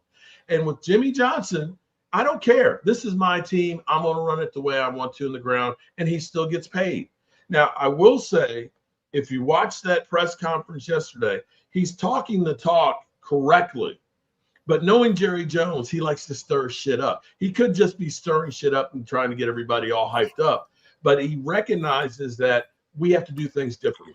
Jerry Jones has been missing in action since the draft. You haven't heard shit from him. And I think Stephen Jones has been really running the operation. Jerry's got the input and all that, but really it's been Stephen Jones's deal. And maybe you can answer that better than I can since you are buddies with him. Soon as you got him a little bit, you got Mark's panties in a bunch there with that little question. You see that? I think there's a lot. Wait, I'm just saying this, and Mark knows. I think Mark agrees with me on this. A lot of fucking shit talking coming out of Valley Ranch and out of really right now. I mean, it's time to pay hey, dude, it's time to pay rent. I mean, let's go. They're writing checks. I hope we can cash them motherfuckers. Okay, believe me, I'm excited and nervous in the same time. I got it. Hey, since you're such a Nostradamus over there, 500, I'm assuming I'm assuming then that Howie's going to come out of precedent because he usually doesn't sign contracts in July here like he just did.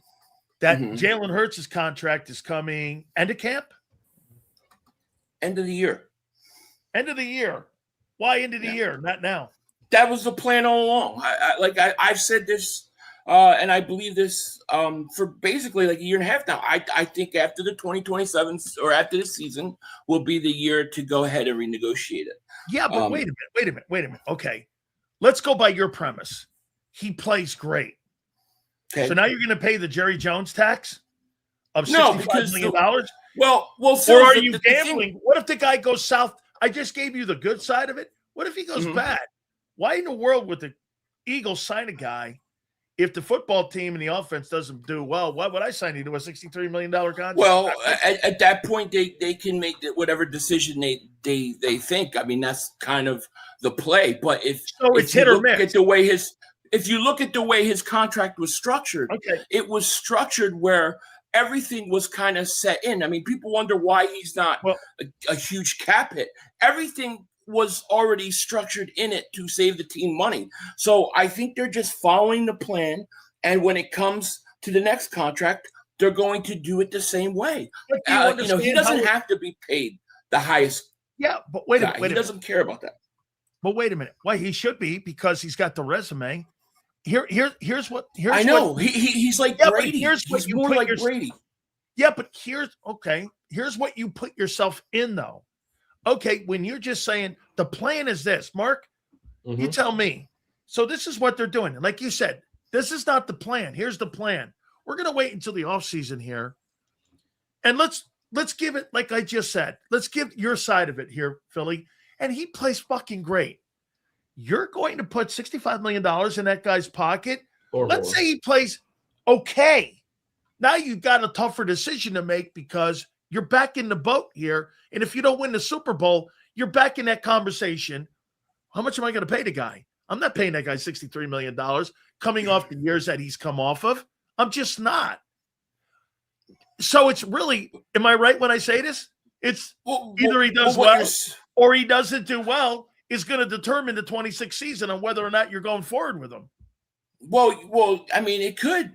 Because the Eagles can make a decision if he has a really, really bad year. I guess that's the risk of it. But that sounds more like a Jalen Hurts situation, right? Like the Eagles win either way because they could. If you don't have a great season, they don't have to invest the money if they're worried. But if they aren't worried, they don't mind paying it. So to me, if Jalen Hurts is there and he's not sitting there crying about a contract, then he understands the plan too. I'm just telling you, everything that we've seen from Jalen Hurts when it comes to contracts is he wants to help the team out. He wants to structure it in a way that keeps that team winning. And that really matters to him. And I think that the way that his contract was structured, there's no need to do a new contract right this second. What's his cap number? Like 30-something million this year? Yeah, because he's only owed $20 million this year. Yeah. So I mean, you see how he structured it to help the team. And I think the plan was when they signed it, we heard that right before the 2027 season, they would restructure it, and that's when it would be done. I think that's what's going to happen. And I don't expect him to have a bad year. I think he'll get his contract at the end of the year. So you think he's going to have a better year without AJ? Yeah, I do. I think he kind of took a shot at AJ today, to be honest with you. How? Did you see that one quote where he was talking about? Let me see if I can find it. I don't forget the exact let me thing. see here. But he made a comment. He said Hurts said that with the receivers worked with this year, he said it's 100% alignment, 0% entitlement. I think that's a shot at AJ Brown. It is. And you never see Hurts say anything about anybody. So my comment then, I thought that was interesting. So my comment would be this then. So if AJ Brown was a true distraction on that football team, mm-hmm. and his issues were all over Jalen Hurts and it bugged him and that relationship eroded, how's that not on the head coach? I think part of it is, to a certain extent. Maybe the coach was keeping it together as well. I don't know. But obviously it wasn't good. What was going on there wasn't good. And they won the Super Bowl dealing with it all, but it seemed like it wore everybody down. So, I don't know. It's a crazy situation, but they won in spite of all those problems, and you got to give it to Hurts, man. He just wins. I'm going to ask you something about Dak here on that. Go ahead. Do you give Dak a lot of credit for the behavior of George Pickens after all the bullshit that went on in Pittsburgh? We just got through talking about A.J. Brown and Jalen Hurts and having their conflict and their bickering, whatever it was, maybe behind the scenes, and not being able to work through their differences. How much do you give Dak credit for having George Pickens toe the line and all of a sudden George Pickens looked like a completely different ball player in Dallas compared to what he did in Pittsburgh. And now, all that being said, the talent level in Pittsburgh was Justin Fields versus the arm talent of Dak. It's night. Are we saying Dak's a good quarterback? Is that what you're saying? Nobody said he's not. My question is, my point would be is this: how much credit do you give Dak for putting George Pickens on a professional lane? I'm going to say between him and Shoddy. Shoddy is that guy who every Tuesday he'll take a couple of guys out to dinner and stuff, and he has talked about having fostering this family type of a feel to it, and good locker room guys. But yes, I think Dak Prescott as an example for the franchise tag. He can go to him and say, "Hey, listen, I was franchise tagged twice, and look at me, I'm getting $60 million a year. Just be cool, bide your time, take care of what you need to on the field." And you will get taken care of. The one thing about the Cowboys, I will say, is they are loyal to the players that protect them. And I think what happened with Micah Parsons is once Jerry Jones got this number in his head, he felt like Micah Parsons basically screwed him over. And once he slept on the couch, on the bench, it was like, fuck this, he's out. But you've seen, even though Dak Prescott was injured, they still paid him. And I think that's what Dak Prescott's gotten to him and saying, listen, they are your guys. Just don't fuck up. Don't be the guy who's, causing problems at training camp. He showed up. He's there working out today, looking good and everything else. So, yeah, I think Dak has a lot to do with it. Philly, last one here for you. Okay, so Hurts going into his 2026 season, and he's got a play caller that is at worst limited in his experience.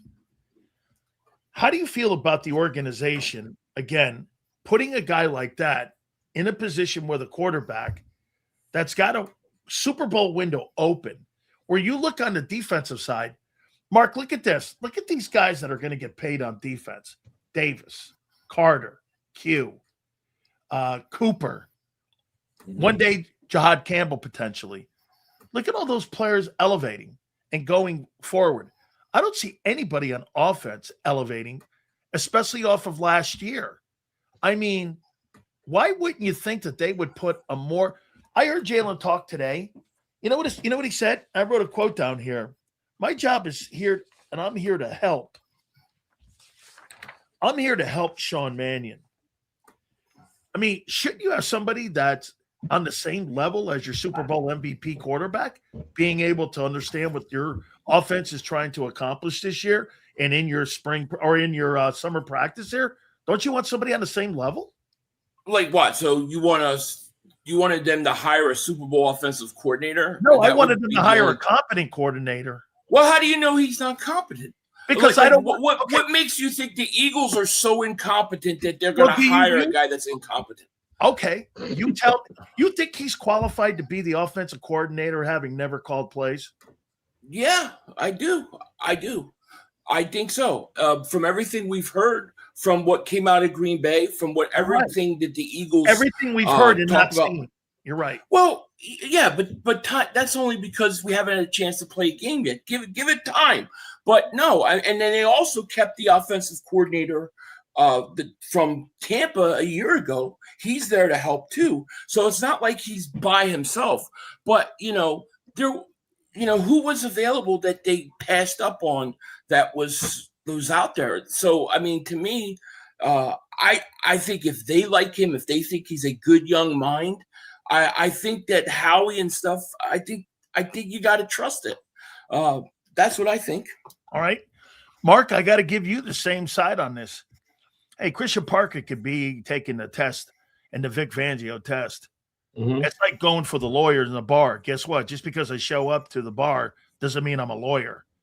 Just because you were in there taking the test with Vic doesn't mean you're a coordinator. How is he going to turn this thing around? Because, again, I mean, he's a first-year play caller too. He's got to be under the same scrutiny as what Sean Mannion. I agree. Now, Sean Mannion was how many years has he had, and who's he been under? He's been a coach 18 months. Okay, and who's he been under? Matt LaFleur. Okay. I will say, I think he's a really good coach. Okay, I'm not saying he's not, but how many people were hyping him up as a future head coach before the Eagles hired him? No one. Okay. How many people has Christian Parker worked under? He's been in the league longer as a coach. He's got more pedigree as an assistant. And has it seemed that he has been on a trajectory to become a head coach? Yes. Okay. I'm just going to say, at least from the outside looking in, he's bringing more to the table experience-wise than what Sean Mannion has. Now, that doesn't make him smarter.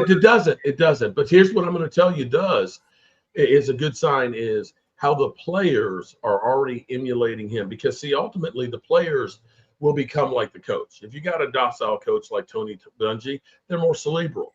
If you got a guy like Buddy Ryan, they're going to be real edgy and in your face.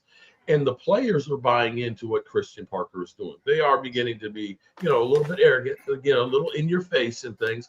And they are spending more time. As Schottenheimer said, I've never seen a coach work harder and spend more time doing what he's doing. There's no guarantee that he's going to be able to be any good. But I will say with what the Cowboys have done, and he's only got one way to go, which is up. And I can look at this and say, if I'm looking at Mannion versus Christian Parker, I'm going to say that the Cowboys did more to try and make him successful than what the Eagles have done to make Mannion successful. Okay. Yeah. So if you believe the hype, then with the Cowboys. If you want the actual facts of winning, you're with the Eagles. Well, here, that's how I look at it. I will ask you then, Philly, with that comment. Name me one thing that the Eagles have done to improve the run game this offseason. They drafted a couple offensive linemen. They also brought in some depth at the running back position.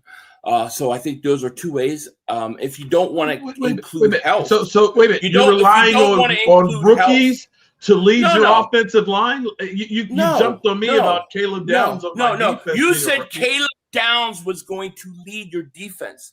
He asked me what they did to improve the run game, and you can't deny that the depth that you have on the offensive line matters. So I'm talking about depth of the offensive line, and you're talking about a rookie safety trying to be the star of the defense. Your offensive line is totally two different things, buddy. Your offensive line is a mash. Okay, depth. Your depth is probably going to have to be playing.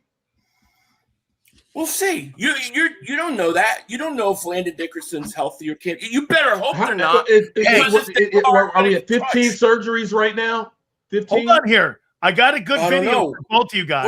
We were gonna joke. We're gonna joke around about guys' surgeries now. Is that what No, I'm not joking around. Really? I'm being serious. Yeah, you are. He's had 15 Yeah, you are. surgeries. You're joking And so around about the guy's surgery. Here's the 15 thing. surgeries. Oh, it's a big It's not joke. like you get the surgeries out of the not way joke. and now I'll never have any more. The guy is breaking down. I They don't know. restructured his contract so they can get out of it after Can get this hurt year. in football. Parker versus Mannion will be good videos. Yes. No, it's gonna kick this Yes. guy's ass because the one thing that You're the getting a one little thing angry there. Mannion Listen to has, Philly. Come the on, one Philly. thing Mannion Remember, there's has no crying in football, that Philly. Parker doesn't have is talent. You can be the greatest coach in the world, but if your defensive talent stinks, it ain't gonna help you. Okay, Cooper DeJean, Quinyon Mitchell, Zach Bond, these guys were talented. So And you you know know when you're out there with Here's a what coach you're that gonna has find out. talent, it's No. completely different. No. Completely I'm gonna different. tell. Now, hold on here, because I can give you something that actually the coaching matters.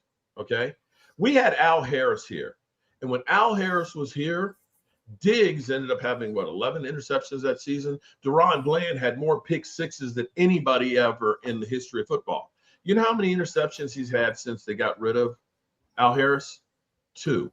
He looks completely lost. So, is it possible that your guys were great because of what Christian Parker was doing? No. You have to have some talent in order to be great Yes, at anything. you do. But Okay? having So talent you're without trying somebody to take knowing what to credit do with for it are Cooper two DeJean. different He's things. literally trying to take credit for Cooper DeJean being Cooper DeJean and Q. Wait, Billy. Get the frig out of here with Wait, that Billy. shit. Coaching Hey, matters, son. In 2020, Coaching. wait, in 2024, do you think coaching mattered compared to 25? Do I think coaching mattered last year? Yeah. Nobody's saying coaching doesn't matter. You just What I'm saying is said what it I'm doesn't saying matter. is no. What I'm saying is in order, I don't care how good of a coach Christian Parker is, but if you don't have talent on that defense, he's not going to go out and produce the results to go win a Super Bowl. No, bullshit. That's a Okay. totally separate thing. No, it's Sills. not bullshit. It's Sills. totally true. Sills, let me ask you, Sills, because you were there. How good was Tony Wise at actually taking guys that were nobodies and making them great offensive line? Well, look at that entire starting 5 that you had the first Super Bowl. They were all Landry guys except for Stebnowski. There you go. And all those guys had 4 wins. Well, okay, what In year what are you way? talking? In what was I'm just saying the 1970 coaching matters. Your The first defense Super Bowl alone, in Philly. 90 You Coaching guys went matters. from being Of course chumps and you coaching get matters. Big Fangio there. So Mark believes that talent doesn't matter, but coaching does. Bro, Okay, I didn't sure, say buddy. talent. No. Sure. I didn't say talent doesn't Yes, matter. you did. No, I did not. Wait. You have Philly, to have talent, but you Okay, also have to have do a guy you that knows what believe? to do Hang with on, it. Mark. Do you believe you were the more talented team in the 49er playoff game this past January? And do you think that coaching and Kyle Shanahan outcoached the entire roster that was a better roster than his roster with 5 guys on the IR on defense? Yeah, I do, but still, Yeah, the talent Shanahan difference definitely wasn't that outcoached. much of a difference. Okay. It wasn't like the Eagles were so much more talented than the Niners. I mean, the Niners were still a pretty good talented team, were they not? Yes, So that's 12 where wins. coaching plays a part. But to 12 act like Quinyon Mitchell and Cooper DeJean just became great because Christian Okay. Parker made them great But is being ridiculous. put- Hey, Mark, You here's have the to thing. have talent. Hey, Mark, No, but Mark, see, those being guys put in a aren't just position to dudes. succeed Hey, is Mark, the bottom line. Mark, those guys aren't just dudes. I didn't say they weren't just dudes. That's what he's But- saying. No, I didn't say that. But you can look at it and maybe they take a step back. And maybe, just maybe, They got Parker Vic. elevated their play. Okay, that could definitely be a factor that he was a really great secondary coach, just like an He offensive was. coordinator. How He about was. this? Do we all agree an offensive coordinator like Josh McDaniels can be an exceptional coordinator? Mhm. You put him in a head coaching role, that's a He whole sucks. different. That's a whole different lane. So yes, we don't know if he's going to be that. And do they take a step back?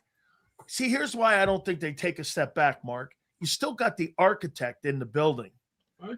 Okay. And guess who else you have? You have Bobby King at the linebackers, Mhm. and you have Vic, and you have Clint Hurt.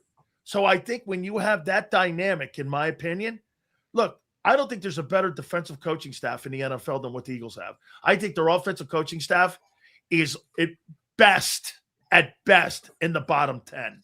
However, I think they've got a phenomenal. Well, Philly, there's no. I mean, you hired a fired coordinator in Josh Grizzard.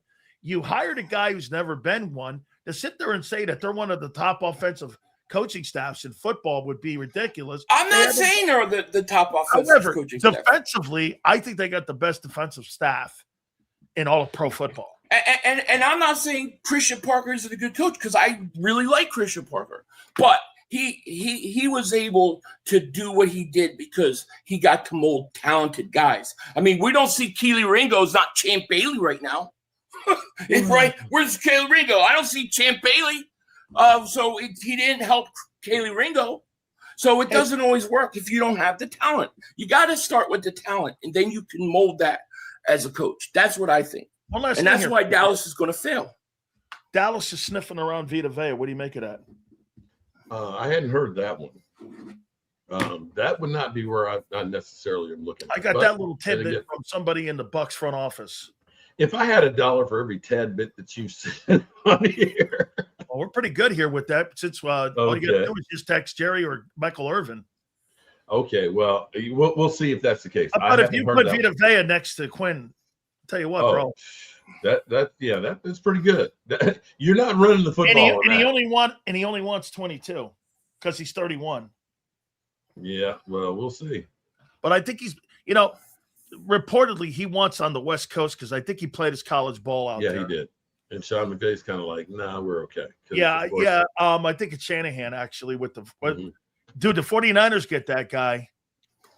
The NFC West. I mean, once again, man, they're going to produce a lot here. Philly. But one thing about the NFC West, though, that whole division is really good. They're going to be knocking each other off. That's the bright spot, because it's going to be a circular firing squad. And see, like when the Cowboys play the Rams, we are coming off of kind of that Thursday night game where we've got a little bit of a rest in between. And you've got basically NFC West games galore for the Rams. They're going to be battered and bruised. The NFC East is the third division in the NFC.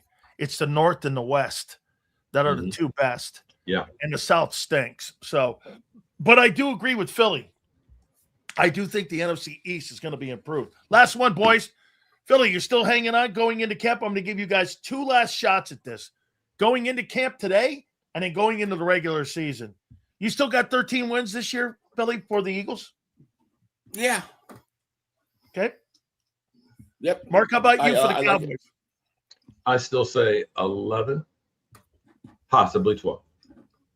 11, possibly 12, and you win the division. Yeah. Wow. What's on the agenda today for the videos today? What do we got going on here for Mark Holmes? Oh, we definitely got Dak Prescott writing checks right now. Super Bowl shirt, the Gotti greatest offense of all time, or whatever it is. Definitely on that. And, of course, we'll talk about Philly 500 and his delusions. Yeah, wow. Yeah. Oh, yeah. What's been delusional about you today? What? I don't know. I mean, I'm really delusional. A couple years ago, remember, I was delusional because I said the Eagles had a better secondary than Dallas. Mark spent 2 weeks doing live streams about it. That's right. And we lost out here. How am I delusional? And ours turned into shit. Okay. Yeah, we'll see. See that shirt I'm again, sorry. Mark. I'm sorry you don't have talent on defense. I'm sorry, but that's just I'll send you one, Sills. What is that shirt there, dude? What is that? Philly, how do you let a guy like that get away with that image, dude? I didn't know. This is the first I've seen of it. I will be having my lawyer have a cease and desist or pay me some money. Dr. Feinbaum. The check's in the mail there, buddy. Yeah. The check's in the mail. Yeah. I can't wait for this year. Thank you guys so much. You guys have been awesome, man. Make sure you check out Mark Holmes and the fabulous one, and make sure you check out the legendary Philly 500. Thank you, bros. Thank you. Appreciate y'all. See you next week. Man. Great stuff here, man. How can Philly sit there after the Niners beat them down with third stringers? Oh, oh man. How can he beat him down like that with third stringers? I guess so. Okay. Let's see here. Let's go up here. 500 was definitely delusional last year when he said Barkley was going to go 2K back-to-back. He did say that. Then again, so did a lot of people in here make that comment. Barkley's going to be the first back in NFL history to go 2K. I'm like, you're high. Be lucky if that guy gets 1,300 yards. So what did the 49ers win after that? At least we won the Super Bowl in 24 chokers. Bro, stop talking about the fucking past. I mean, we're just talking about, what was it? January, you got your ass beat by the Niners. January, February, March, April, May, June. That's 7 months ago. The Niners beat you 7 months ago with a backup team. You're talking about something 2 years ago now. No, he said, Niners hanging that banner up for beating us. Cowboy fans also say, this is our year. I hate that. Every year. They're delusional every year. I agree. That's bullshit. And I completely agree. You should see the video that Sports Grid just put up of me, what I said. We've had 4 wins since 2000. The freaking Jets have more playoff wins. It's ridiculous. Keep your faces shut. Go out and kill people. I'm with you, man. Dallas hasn't done shit, dude, in 30 years. It's time. You know what? You're becoming a punchline.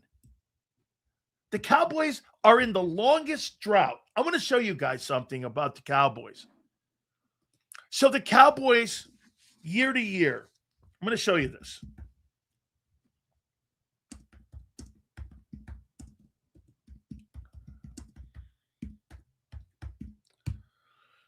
So here's the Cowboys year to year. I want to show you where they are right now. So let's go back here. Okay. I believe 1960 was their first season. Okay, 60. So how many years did it take for them to win their first Super Bowl? 1, 2, 3, 4, 5, 6, 7, 8, 9, 10, 11, 12.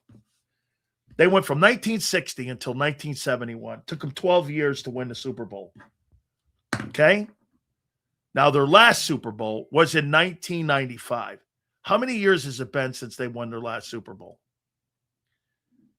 Oh, no. And from 1960 until 1971. And then from 1977 until 1992. How many years is that? This is the long droughts. 1, 2, 3,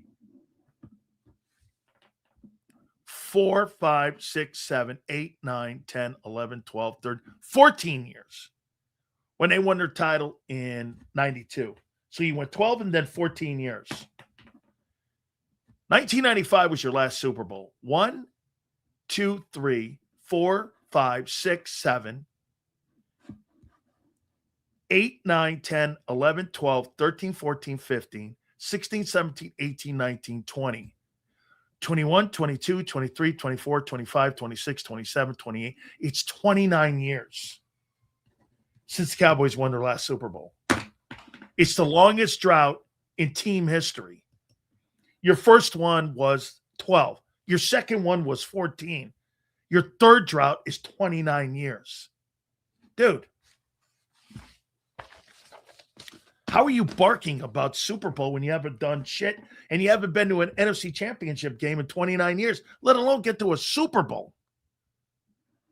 It's crazy talk. It's like you might as well be the Jets, and you haven't been to the playoffs in 2 straight years. Dude, think about this. Not even a conference championship appearance. The Commanders have more appearances. The Commanders have been in an NFC title game. The Commanders and the New York Giants have been more successful than the Cowboys in the last 30 years. That's insanity. And you talk, I mean, even the Lakers won that stupid title in Orlando. Enough, man. Show up. Dallas has to show up, dude. Sills, get this. The last NFC championship game for the Cowboys is 29 years, the second longest in the NFC. I believe the Bears at 16. That's crazy. Yeah. I mean, you keep barking to me that the Cowboys are this and the Cowboys are that. Dude, I'd rather be talking about the 49ers or the Rams. The 49ers and the Rams have a conversation. The Cowboys don't. Dude, you got to get to I mean, it's almost like talking about the Sixers getting out of the opening round of the playoffs. Enough, dude. Jerry Jones is and has been a problem. Always gives them just enough to be good, but never enough to go over the top. You should see what I did say today about the Cowboys. It's been 30 years. They keep talking to me about this is the year. This is the year for what? Getting to a conference title game? Enough. I mean, seriously, check this out. So, take a look at the Eagles here. Let's go to the Eagles year to year. I'll show you something year to year here with the Eagles and how the Eagles have caught them. Hey, dude, we got to be fair and balanced here a little bit. Not that I am fair and balanced, but conversations on winning. Here's the Eagles. And I'll go from the Super Bowl era. And by the way, that's not probably fair because in Super Bowl in 1960 didn't start until 66. So here's the Eagle year to year. Let's start with the Super Bowl era. And that was 66. So if you go back from 1966 until the first time they went to the Super Bowl, from 66, that's 1, 2, 3, 4, 5, 6, 7, 8, 9, 10, 11, 12, 13, 14, 15 years from the start of the Super Bowl era. Took them 15 years to get to the Super Bowl. Your next Super Bowl appearance. 1, 2, 3, 4, 5, 6, 7, 8, 9, 10, 11, 12, 13, 14, 15, 16, 17, 18, 19, 20, 21, 22, 23, 24, 25. Your second one was 25 years. Then from that time, you went 1, 2, 3, 4, 5, 6, 7, 8, 9, 10, 11, 12, 13 years. You won the Super Bowl. Then from the time you won that Super Bowl, 1, 2, 3, 4, 5, you went back to a Super Bowl in 5 years. Then you went and won another one 2 years later. Eagles have caught you, dude. Their longest drought's 25 years. Yours is almost 30. And their second longest is 15. In the Super Bowl era, I mean, I get it. You've got more victories. But their appearances in the game don't have these gigantic gaps that you do. This is going on 4 decades. I mean, enough.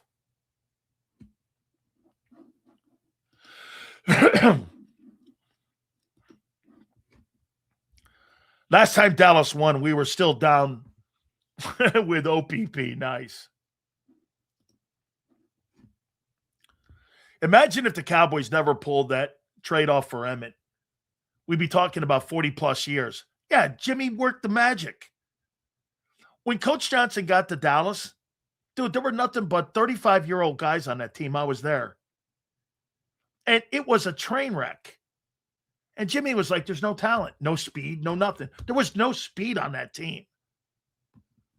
Randy White got so upset, he quit during OTAs. I was with him. He goes, I'm done.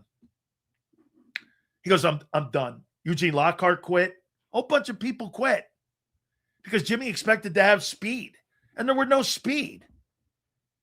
I mean, Dude, the Giants have had a better decade.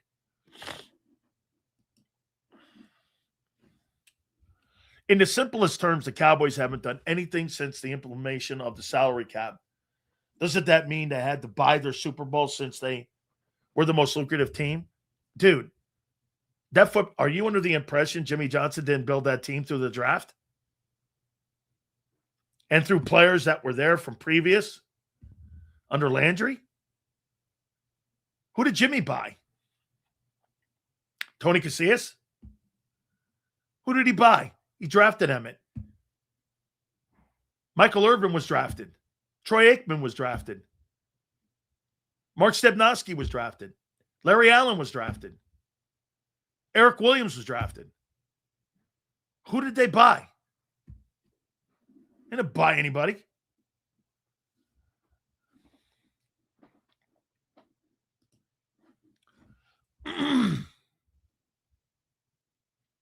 '49ers are on a sub-winning drought, but not getting there and competing, big difference. Yeah, Michael, you're right. They haven't won since Steve Young's Super Bowl when they beat the Chargers up. But they've been there. They've been hanging around the rim at least. They've been winning.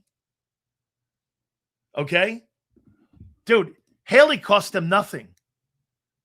When Charles Haley got to Dallas, he wasn't making top-end money.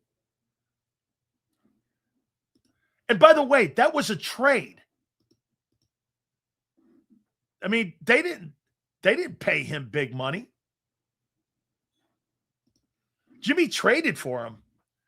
Hey, here, I'll show you what Jimmy traded for him. What did they trade for Charles Haley? I'll show you how much equity Jimmy gave up. Cowboys trade for, what did the Cowboys give up? Cowboys give up for Charles Haley. Yeah, because George Seifert hated his ass.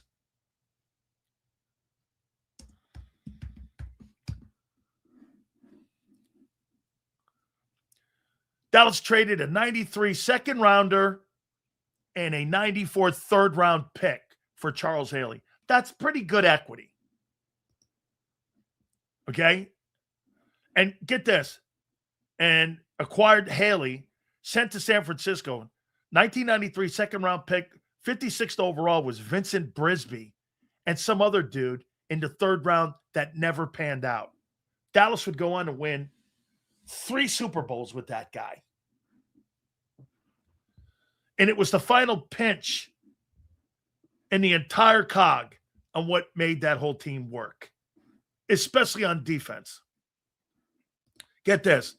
Jerry won a Super Bowl without Jimmy, and Jimmy couldn't win without Jerry. That's ridiculous.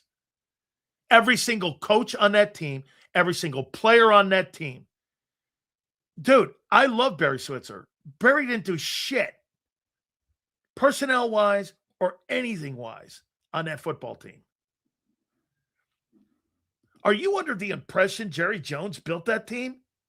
What move did he make? Was Jimmy part of the Herschel Walker deal? Jim, here's how it went down. I'll tell you exactly. I was there. Jimmy Johnson, every single day, had a noon run. Okay? They would go running every noon. And he looked over at Dave Wannstedt. Dave told the story here.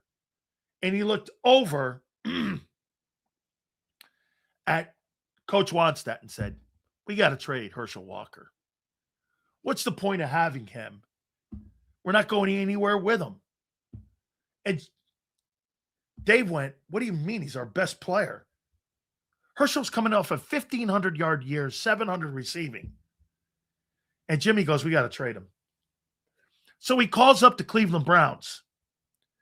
The Browns have a deal on the table, Jimmy, with all these draft picks. Every one of these draft picks. Okay? Every one of them. And all of a sudden, Lynn from the Minnesota Vikings comes parachuting in. We'll give you this, this, and this. Guess what they did? They had a rule back then. Jimmy got all these picks. Not one of those players that came to Dallas ever played a down that played in Minnesota. Jimmy didn't want the players. Jimmy wanted the picks. Cowboys changed the game. You can't do that anymore. That guy doesn't turn into a pick. All those players turned into picks. Jimmy wanted the picks, not the players. Not one of those guys played. That's how they revamped the 1-15 football team. And 2 years later, they won a Super Bowl. He made 54 trades in 5 years. It tripled the entire league in 54 trades combined. That's what made the Cowboys. Jimmy's talent evaluation. Hey, Sills, I've seen the fucking Jets play in a conference title game before I've seen the Cowboys in my lifetime. Twice you saw them, right? Right. Mark Sanchez took that team to the conference championship game twice.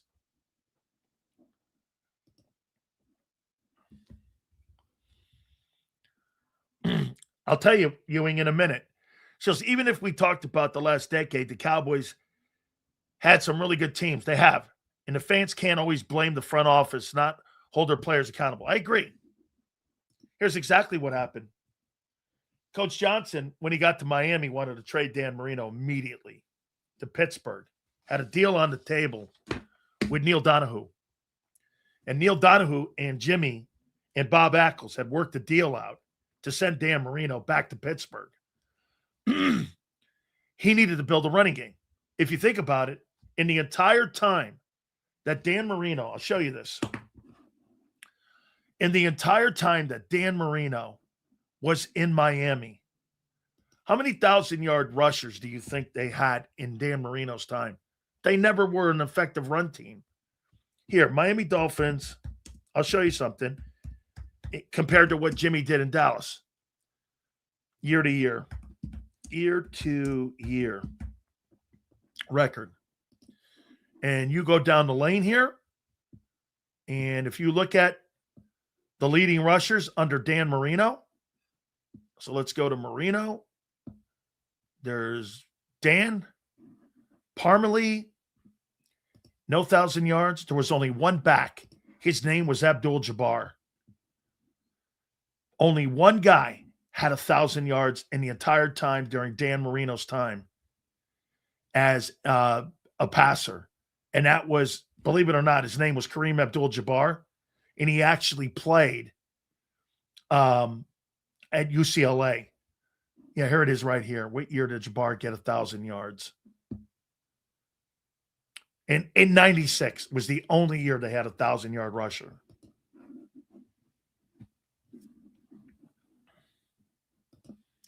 And Wayne Huizinga came in and said, we're not trading Dan.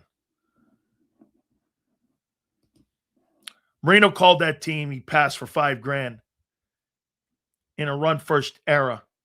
Yeah, well, and yes, but they never had a run game. And when Jimmy went there, they wanted a run game. Even talking about it, Trash, Eagle fans get told to stop bringing up 23, but we're talking 97. No, well, you're talking about this is our year. Bro, you've been talking this is our year for 30 years. 30 years. Sills, in your opinion, why was Jimmy Johnson unsuccessful in Miami? Front office got in the way. Whereas in Dallas, the front office never got in the way. It was Jimmy's game. Wayne Huizinga got in the way. They had salary cap hell they couldn't deal with. And, yeah, they had a tight end named Green who they've given a stiff contract to. There were a bunch of – remember something. Jimmy drafted Jason Taylor in the 3rd, and he also got Zach Thomas, I think, in the 5th. Both players went on to be Hall of Famers. A 4th and a 5th rounder went on to become a Hall of Fame player. I think Jason Taylor may have been a 3rd rounder.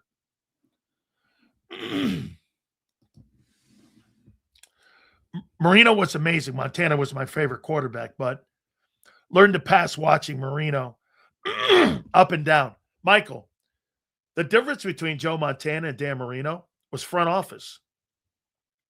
He had John McVay and Carmen Policy and Eddie DeBartolo and Bill Walsh. Marino had Dan Marino and he had Don Shula, but they never really built that football team as a balanced team. Their defenses were okay, but they never had a run game. Why did the Miami Dolphin Dan Marino teams lose games late? They couldn't put games away because they had no run game.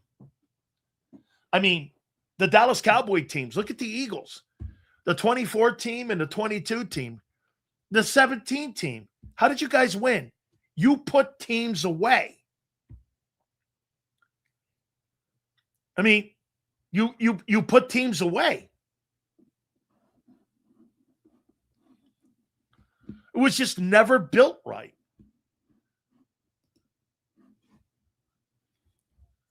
Private school needs to be legal. Oh, I don't know what you're talking here. My gosh, Michael, that shit. Let's see here. Dane with early on the earlier Broncos teams, he could have won more. He never had a run game. Those run teams early in, when he was 0-3 in the Super Bowl, Elway, they were good on defense. They were good enough to win a Super Bowl on defense. They were never good enough on offense. They took, you know what happens to some of these organizations like Josh Allen and some of these other places? They fall in love with their quarterback so much, they don't build a balanced football team. Like, they'll lean on the quarterback and not have a good run game. Or they'll lean on the quarterback and not have a good passing game. And they don't create balance. Yeah. John Elway was a caboose in those last two Super Bowls. He was the caboose. He wasn't a great quarterback at the end. They had a phenomenal defense, and they could run the football. They were number 1 or number 2 in rushing his last 2 years in the league. They were exceptional. Remember, Brian, winning football games is about time of possession. I have the ball longer than you. My odds of beating you are better, right? That's why when the Eagles a year ago, 3 and out, 3 and out, 3 and out. You're not going to win games like that against shitty teams like the 49ers. You're not going to – they're not a shitty team. I shouldn't say that. You're not going to win games like that. My wife says this all the time. Running the football. Dude, running the football does 2 things, or does multiple things. Wears you out, plays physical, and I own the clock. You can't beat me if I hold the ball twice as long as you. If I run 65 to 75 plays and you run 49, you're not beating me. The odds of you beating me are slim.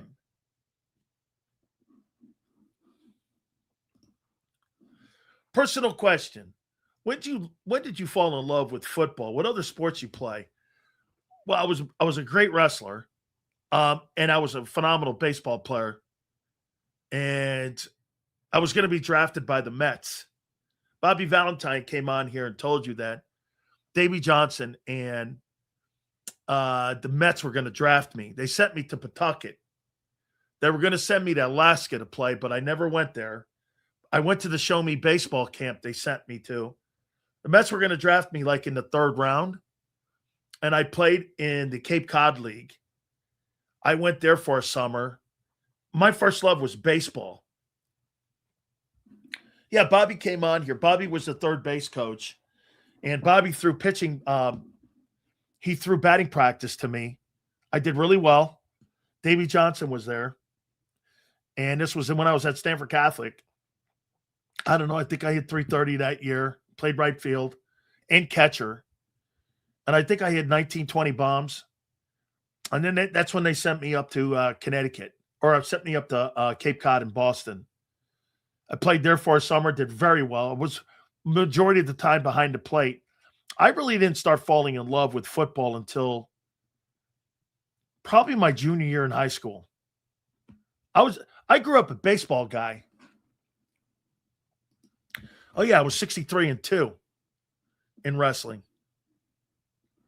Dude, hey James, you ready for this? It's a good one, James. So when I was 63-2 in high school, 4 total, 62-4. Check this out. State champion and all this, right? New England's, all that. I go up to the AAUs. I wrestled this guy in the Marines. Guy pinned me in like 15 seconds. I got off the mat. I'd never seen the rafters. I was like, holy shit. And this was a qualifier for the Olympics. And I was like, I wrestled another guy. He beat me in 10. I get off the mat. Dan Gable's there. I got recruited by Dan Gable. Dan Gable goes, those 2 guys are going to the Olympics. One guy finished with a silver medal.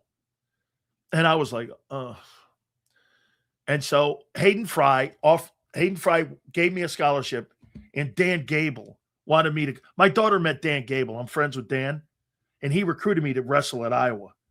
I thought about going to Iowa and wrestling, and I was going to do it. It came down to, like, my grandpa goes, Iowa. Here, let me see if I got that great picture of me and Dan Gable. Dan Sileo, Dan Gable. Oh, yeah, here it is. There's Dan Gable and me. He invited me to an event, and he's been dear friends of mine the whole time. By the way, just so you guys know, Dan Gable's considered one of the greatest wrestlers in the history of American wrestling. I believe he lost 1 match in his entire career, won a gold medal, won a silver medal. He lost his last match, and he was the head coach at Iowa, and he won 10 straight national titles and wanted me to wrestle heavyweight for him. Yeah. Love Dan Gable. I was this close to going to Iowa. Because by the way, when you get invited to wrestle at Iowa, that doesn't mean you're going to wrestle. They got A, B, C squads. So that doesn't necessarily mean, hey, I got recruited by Dan Gable to go wrestle at Iowa. Yeah, so did 4 other guys. I was like,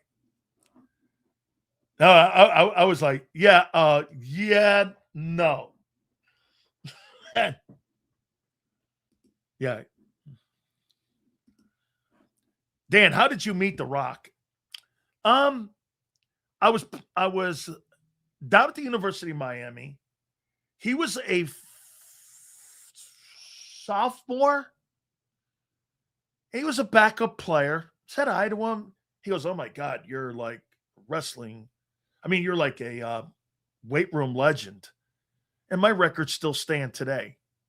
And so The Rock was like, oh my God, how'd you do 535 and all this? So I liked him. I didn't know who he was going to become. And so we've had him on the program, as you know. And we've become friends ever since. Yeah. I don't think he ever started at Miami. I don't think he ever did. But he played. I think he's got himself a national championship ring. Hell yeah, Seals. That's good shit. Big wrestling school. Yeah, I was going to go to Iowa. I had Oklahoma State on me. Indiana was interested in me coming to wrestle for them and playing football. I wanted to do both. Minnesota was another place. I took a recruiting trip to Minnesota, and I was thinking of wrestling there and playing football. Dude, I love football players that have a wrestling background. No, but I knew who's the Roman Greco. Dude, you're not going to believe this. I met Alexander Karelin. That guy who won 3 Olympic gold medals.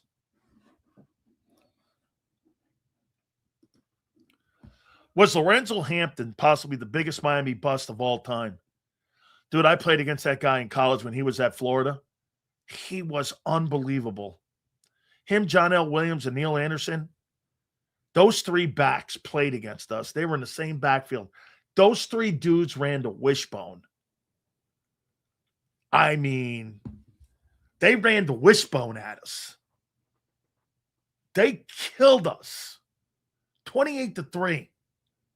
It was the worst beating in Miami history. 28-3 by the Gators. We went on and won 11 in a row, won the national title that year. Best team in the state, though, was Florida. And they had Wilbur Marshall on that team.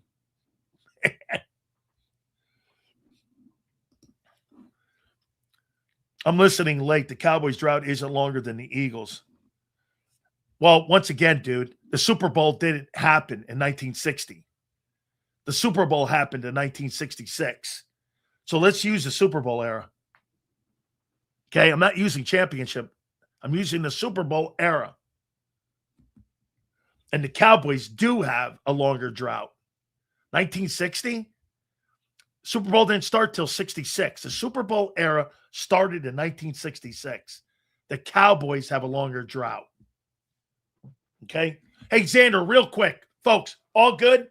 Our great friends at Morgan & Morgan, the #1 injury law firm in all of America for a reason. That is because they win. Folks, do me a favor. Go to forthepeople.com/Big Sills or Pound Love 529. That's forthepeople.com/Big Sills or Pound Love 529. And do me a favor. You tell them Big Sill sent you. There's a reason Detective Johnson is the gossip king. Oh, did you hear?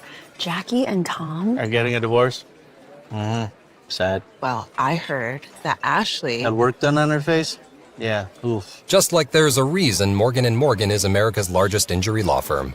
Injured? With over $25 billion recovered for our clients, there's a reason to go big. Bathroom? Okay. Morgan & Morgan, America's largest injury law firm. Oh, okay. All right, guys, appreciate it. Stay tuned for a special edition of Birds 365. John was out there with a bird's eye view of what was going on during the first day of training camp. We will see you tomorrow, 2 to 6. We'll see you on the flip side.